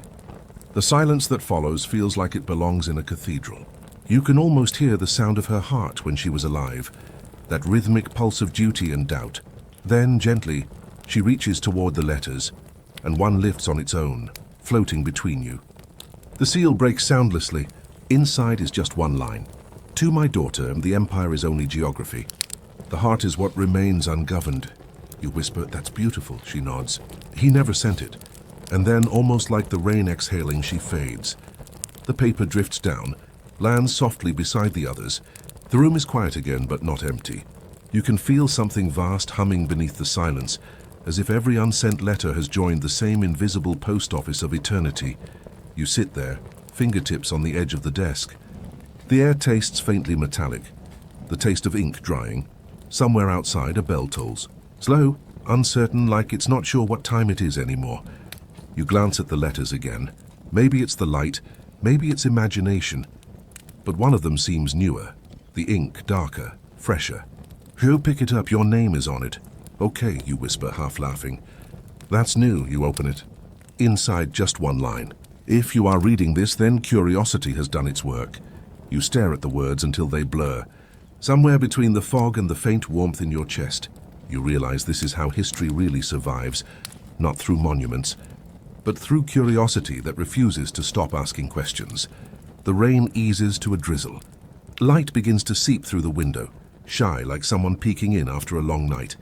You put the letters back one by one. The paper sighs. The drawer closes with a small, decisive click. Outside, the mountain mist is beginning to lift. You can hear birds testing their voices again, hesitant and sleepy. You stand, stretch, and whisper, "Okay, Emperor." Message received. As you walk toward the door, you notice something you hadn't before. A small key hanging from a ribbon near the window. It's engraved with a single word. Next. You pocket it without thinking. The ghosts are quiet now. But the palace feels charged again, like something new is waiting just beyond the threshold. And as the door opens to the pale gold of morning, you feel the story leaning forward, toward whatever that next might be. You turn the small brass key in your hand, and it clicks like a sigh that's been waiting for decades to escape. The drawer slides open with a whisper of dust and cedar. Inside, there's not another letter, but a small folded map. It's brittle at the edges, drawn in delicate sepia lines showing rivers, towns, and railways that no longer exist. Across the top, in Pedro II's looping hand, is written, "The Empire as I remember it." The map smells faintly of rain and tobacco. When you hold it closer, the ink shimmers under the lamplight like a sleeping heartbeat. For a moment, the air in the room thickens, as if the walls themselves are deciding whether to show you something they've kept secret. Then, as you blink, the map trembles, just slightly, and the floor tilts. You're no longer standing in the study of Petropolis. You're standing in memory itself. The world around you unfurls like watercolor spreading through parchment. The smell of wet paper becomes the scent of the sea. You hear the long rhythmic churn of paddle wheels and the distant cry of gulls. A warm wind lifts your hair carrying salt and coal smoke. Before you stretches the bay of Rio de Janeiro, the year perhaps 1865, or perhaps not at all. Time feels like it's had too much coffee and can't decide which direction to go. On the dock, a crowd waits. Women in parasols, men in dark coats, vendors shouting about oranges and cigars. The sun has that metallic brightness that makes you squint and see little colored ghosts. And there, amid all the bustle, stands the emperor himself. Pedro II, beard immaculate, eyes soft and far away, wearing a dark frock coat that looks a size too heavy for the climate. You blink again, and you realize he's not looking at the ships. He's looking through them toward something else, something beyond the bay. "Ah," says a voice beside you. "You made it back." You turn and there's Princess Isabel again, her face calm as still water. Her dress is a deep violet today, her hair pinned high, and there's a faint smile that carries both affection and apology. "I didn't mean to bring you so far," she says, though you can tell she's lying. But you needed to see what he saw. You follow her gaze. Pedro is talking quietly with a naval officer, pointing toward a distant horizon. His gestures are small, almost shy, like a man trying to direct the clouds rather than his fleet. "That was the Paraguayan War," Isabel murmurs. He hated it. Every report, every casualty, he read them as if they were personal letters. He once said, "A soldier dies twice, once in battle, once in the emperor's conscience." You nod, watching the ships pull away, their smoke curling into the sky like question marks that history never really answered. Historians still debate whether Brazil's victory in that war solidified the empire's strength or began its moral unraveling. The truth, like the bay's reflection, seems to shimmer and blur. A fisherman near you sneezes explosively, startling the gulls. Isabel laughs softly. Even memories have weather, it seems. You glance down at the map again and the ink ripples, new lines forming, old ones fading. Now you're not by the sea, but standing in a railway station. Iron beams curve overhead, and the air smells of oil and hot metal. Steam drifts past like lazy ghosts. Pedro II appears again, sitting on a wooden bench, a folded timetable in his lap. He's reading it as if it were poetry. The station master stands nearby, hat in hand, trying not to disturb him. "Your Majesty," the man ventures, "shall I prepare the royal carriage?" Pedro looks up, blinking as though he's been dreaming. "No need," he says softly. "Trains don't care for titles." You can't help but smile. "Same, honestly," you whisper. "My coffee machine doesn't respect me either." Isabel covers her mouth, laughing. "He'd have liked you," she says. He believed curiosity was the only nobility that mattered. Around you, the station pulses with motion, conductors shouting, children chasing each other, a telegraph clicking out some distant secret. You notice a plaque on the wall, Estação Dom Pedro II. The irony doesn't escape you. Even in memory, the empire names everything after itself. Pedro rises, folds his timetable, and walks to the platform's edge. He looks down the track, the way some people look into mirrors, searching not for their reflection but for something that might answer back. Did he ever regret being emperor? You ask quietly. Isabel hesitates. He regretted not being just a man, she says. He loved science, books, telescopes, machines, but the crown was heavier than any of them. Sometimes I think he envied his own subjects, the ones who could walk through life unnoticed. You hear the whistle of an approaching train, a long, low sound that seems to come not just from the horizon, but from memory itself. The air vibrates, and with each pulse the world flickers. Now the platform is dissolving, replaced by a dim salon lit by oil lamps. The emperor sits at a desk, older now, pen scratching across paper. The letter he's writing begins with, "To whoever finds what I could not finish." You lean closer. The handwriting trembles, the ink uneven, but the words are steady in purpose. He writes of Brazil, of abolition, of love for a people he no longer rules. He writes of the loneliness of memory, of how exile feels like being alive inside your own ghost. He wrote that in Paris, Isabel whispers, when he was dying. They found it beside his spectacles. You glance around the room. The wallpaper is faded, the curtains drawn, the faint scent of wax and oranges in the air. On the mantelpiece sits a small photograph, Isabel, her husband, and 2 children. You recognize the same calm in her face that stands beside you now. Did he ever know peace? You ask. Her smile is a slow, sad sunrise. Perhaps not in life, she says. But in memory, yes. Memory is the one empire no one can overthrow. You stand in silence. Outside the window, Paris rain begins to fall. Soft even, steady. The rhythm feels familiar, like the rain in Petropolis, like the hush of old pages turning.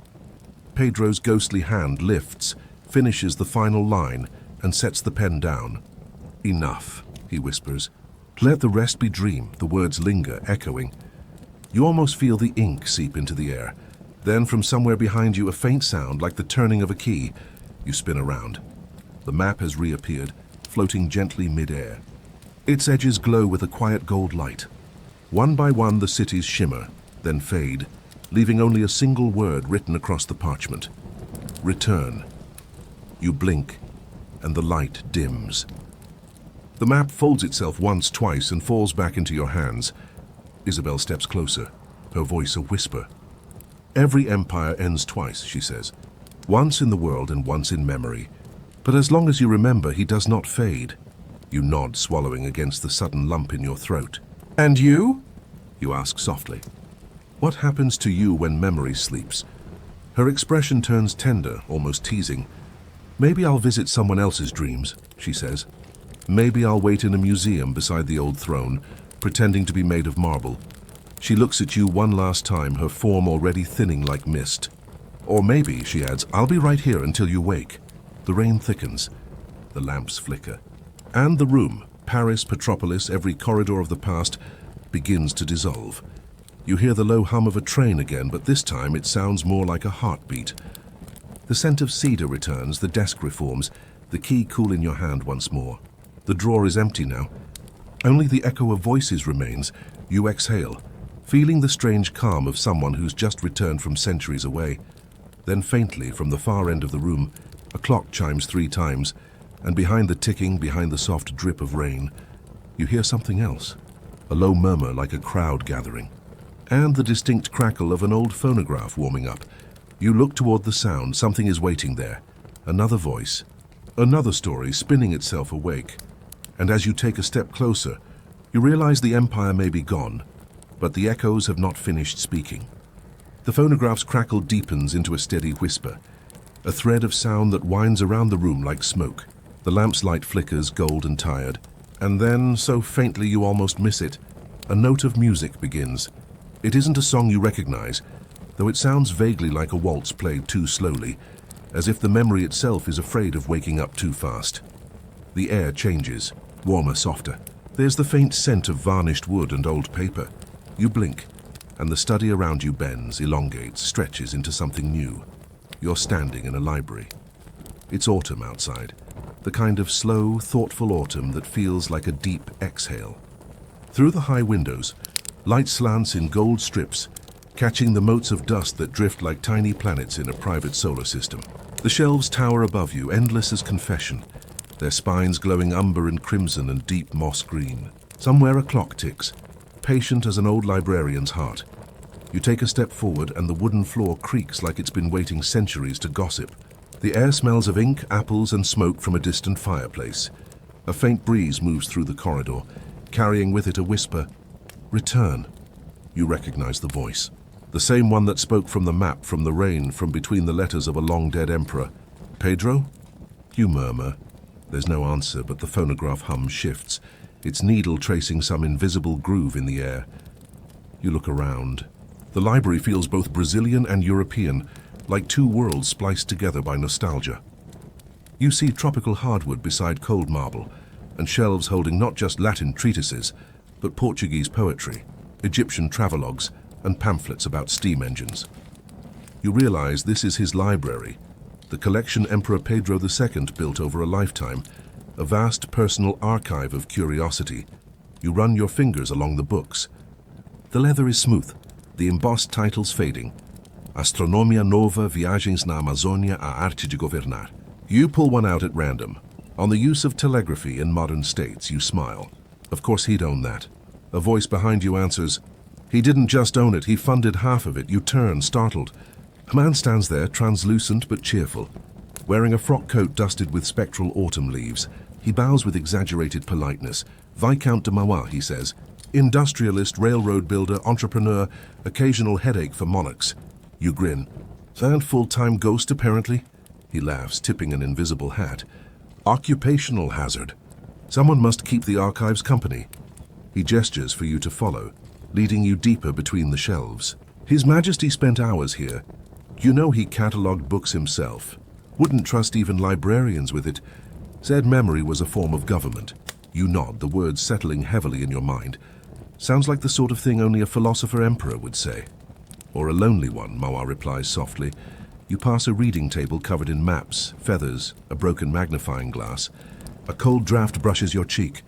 Somewhere above the roof sighs, dropping a faint shower of dust. The light grows dimmer, shifting to the color of old honey. You stop before a display case. Inside rests a single object, a small brass monocle. Its glass catches the light in a way that almost looks alive. That was his, says Mawa. He used it to read everything from Roman inscriptions to train schedules. You laugh quietly. Honestly, same. Except I use mine for food menus and badly printed coffee cup labels. He chuckles. Well, we all measure empires differently. A faint clatter echoes from deeper inside the library, like a ladder shifting. You glance toward the sound, but Mawa has already faded into the shadows. You follow the noise. The shelves narrow into a spiral staircase lined with books. You ascend slowly, fingers brushing the spines as you pass. Every touch releases a faint scent. Cedar, sandalwood, salt air, candle smoke. Like each book carries the breath of a different place. Halfway up, you pause before a window. Outside, the trees are a blaze of ochre and copper. Leaves fall in slow motion, as if the world itself is reluctant to let go. The wind sighs through the glass. You could almost swear it says your name. At the top, you find a round room, small, intimate, and silent. The walls are lined entirely with books, and in the center stands a table with a globe. Its oceans worn pale from too much touching. Next to it sits another phonograph, smaller and more ornate, its brass horn curled like a golden shell. The record is still spinning. A voice rises from it, measured, gentle, unmistakably royal. Curiosity, says the emperor, is a candle that must burn even in exile. One reads not to know, but to continue being astonished. The room seems to warm around you. He continues. If I could build one more thing, it would be a library that never ends. A place where every book opens a window to another memory. The record clicks, crackles, then falls silent. You rest your hands on the table. The globe tilts slightly, showing Brazil in the soft amber light. You notice tiny hand-drawn lines crisscrossing the country. Railways, telegraph routes, roads that never reach their destination. He drew those himself, says a quiet voice behind you.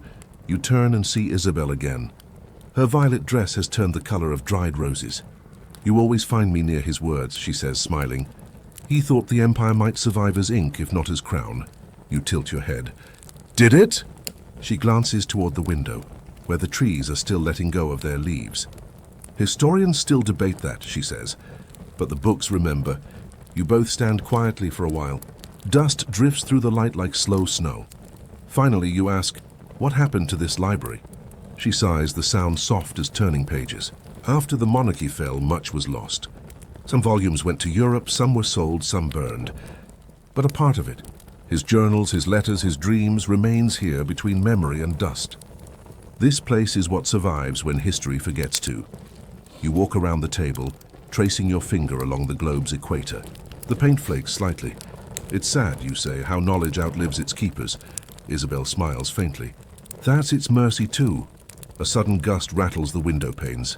Leaves press briefly against the glass like hands waving goodbye. The temperature drops. You can see your breath fog slightly. From somewhere below, a faint sound like footsteps echoing through the lower halls. You listen. They grow louder.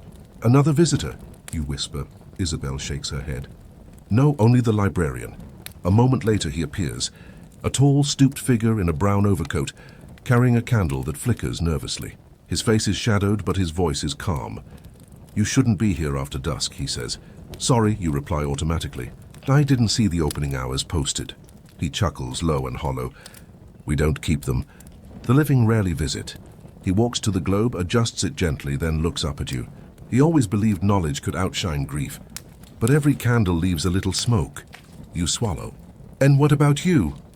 He smiles sadly. I am what's left of his curiosity. Then he turns and the candlelight flares, and suddenly the room is full of warmth again. The books seem to glow faintly, as if stirred by unseen hands. One of the volumes slides slightly from the shelf and falls open on the table. You glance down. It's a diary. The ink is faded but legible.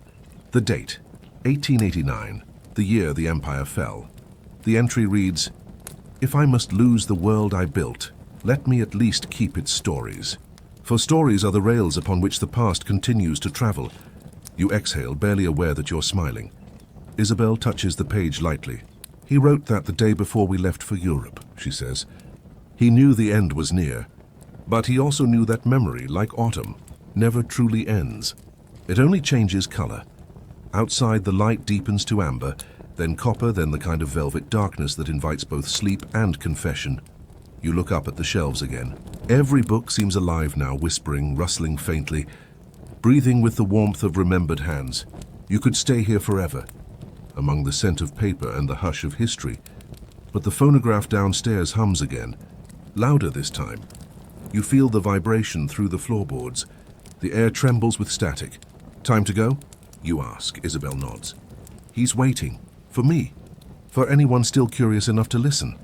You take one last look at the globe, the candlelight reflecting in the oceans. Then you turn toward the stairwell. As you descend, the shelves seem to lean inward as if bowing you out. The scent of old books follows you, a slow, sweet echo of dust and devotion. At the bottom, the phonograph needle lifts with a click. Silence returns. You step back into the fading lamplight of the study, the cedar air cool against your skin. The map on the desk is gone. In its place lies an envelope, yellowed with age. On it, in familiar handwriting, just 2 words, "Final Journey." You trace the letters, your pulse steady, your curiosity awake. And as the rain begins again, soft and sure against the window, you know where you'll go next, where the story will lead when the light of the library fades. The dawn feels quieter than it should, not just in sound, but in the way the air settles, a hush that hums in your bones like a note that's too gentle to hear, but too steady to ignore. The ship Alagoas is gone now, dissolved into sea mist and sleep. All that remains is you, standing at the edge of somewhere that might be Paris or might be nowhere at all. The cobblestones are wet. The horizon glows like it's been thinking too long about morning. You still hold the timetable. Now dry and weightless, the ink rearranged once more into a single, simple line, the silence after the train. It's oddly specific. And so you wait for it, the train or maybe the silence, whichever comes first. A faint rumble rises beneath your feet, like distant thunder rolling through iron veins. Then comes the whistle, thin, silvery, threading through fog. You turn just in time to see a train emerge from the haze, black and gleaming, steam spilling from its sides like breath from a tired giant. Its brass fittings flash as it slows, each wheel sighing against the rails. The air smells of coal and warm metal, and something faintly sweet, like burnt sugar from a street vendor who gave up timing long ago. You step closer, boots tapping the slick stones. The door opens with a hiss. No one steps out. The station clock above you reads 6:12, but the hands are trembling slightly, undecided about where they belong. You look around for passengers, but there are none. Only the faint sound of rain dripping from the eaves and the slow, patient tick of the universe recalibrating. "End of the line," says a voice behind you. You turn. It's the conductor, or what's left of one. His uniform is pressed perfectly, though his shoes look more transparent than solid. His eyes are kind in that weary, bureaucratic way shared by customs officers and museum guards. "You're late," he says. "I didn't know I had a ticket," he shrugs. "Most don't, it's the quiet train." "Where to?" He consults a little notebook, licks his finger, flips a page. Wherever the noise stops, you laugh softly. "Round trip?" "Depends on how well you listen." The air inside the carriage is warm, almost too warm after the dawn chill. The seats are red velvet, the lamps soft amber. It smells faintly of polished brass and old letters. You take a seat by the window, and the train shudders forward, slow as a sigh. Outside, the world blurs into watercolor, gray, gold, then gray again. The rhythm of the wheels is hypnotic. Shh, thunk, a lullaby written by engineers. For a long time, there's nothing but that sound, and your reflection in the glass. You look tired, but not unkindly so. The kind of tired that means you've read too many timetables and not enough poems. The conductor passes by, checking non-existent tickets. Do you know who built this line? You ask. He chuckles. Some say Viscount de Moir financed it in secret. Others say it was built by dreamers who missed their stop. Historians still debate, he adds dryly. Which version sells better? You both smile. The train curves along what seems like an invisible coastline. You catch flashes of water below. Silver, slow-moving, reflecting clouds that look heavier than air. Somewhere a bell rings. Somewhere else someone hums. You realize you've stopped counting time. A woman across the aisle opens a newspaper dated December 5th, 1889. The ink is faint, but you can read the headline. Emperor arrives in Lisbon, health in decline. She folds it carefully, then whispers, almost to herself, he always preferred the sound of arrival. You lean back, eyes half closed. The rhythm of the tracks feels like memory itself, uneven but familiar.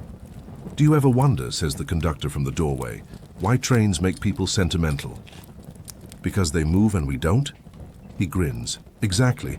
We're the luggage that thinks it's the traveler. You laugh. It echoes softly, blending with the sound of rain against the roof. The lamps flicker once, twice. The view outside changes. You're passing through fields now, green and gold, the kind of countryside that feels like it's been painted by someone who was paid by the hour. You spot a single figure standing by the tracks, an old man in a dark coat, holding a book open against the wind.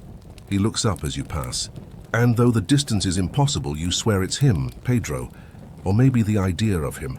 He lifts his hand not to wave, but to point upward, toward a sky streaked with sunlight. You follow his gesture. The clouds part briefly, revealing a faint shimmer, like a timetable drawn in light. Then he's gone. The train slows again, brakes sighing, steam curling. You glance at your watch, though it doesn't seem to matter. The second hand drifts in lazy circles, unbothered by direction. The doors open. You step out into air that smells of dust, rain, and lilacs. You're not sure what city this is. Maybe none. Maybe all of them. A plaque nearby reads, Estação do Silêncio, established 1889. Beneath it, in smaller letters, in memory of the man who organized the world just to listen to it breathe, you smile. The platform is lined with benches. One of them holds a folded coat and a small wooden box. You sit beside it out of instinct. Inside the box, a pocket watch still ticking faintly. Its hands frozen at 6:12. On the back, an engraving. Curiosity is the last empire. You whisper it aloud, and the sound seems to ripple outward, carried by the wind through invisible rails. For a moment, everything feels suspended. The smell of lilacs, the faint hum of metal cooling, the sigh of the departing train. You listen and realize it's true. Silence does have a sound. It's shaped like breath, paced like sleep. You lean back on the bench, close your eyes. The warmth of the morning sun slides across your face. In your mind, you still hear the rhythm of the tracks, the soft, even thrum of a life measured not by power or crowns, but by curiosity, by small kindnesses, by the whisper of pages turning. Somewhere far off, a single whistle blows, one last echo of the Emperor's timetable. The world exhales. The station clock stops trembling. You stay there for a while, not out of duty, but because stillness has never felt so alive. The air carries the faintest trace of salt and coal, memory and rain. And as the light folds around you, soft, forgiving, you realize the schedule is finally complete.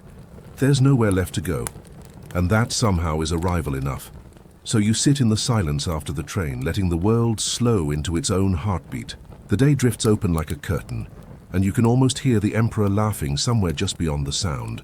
End of script. Sweet dreams.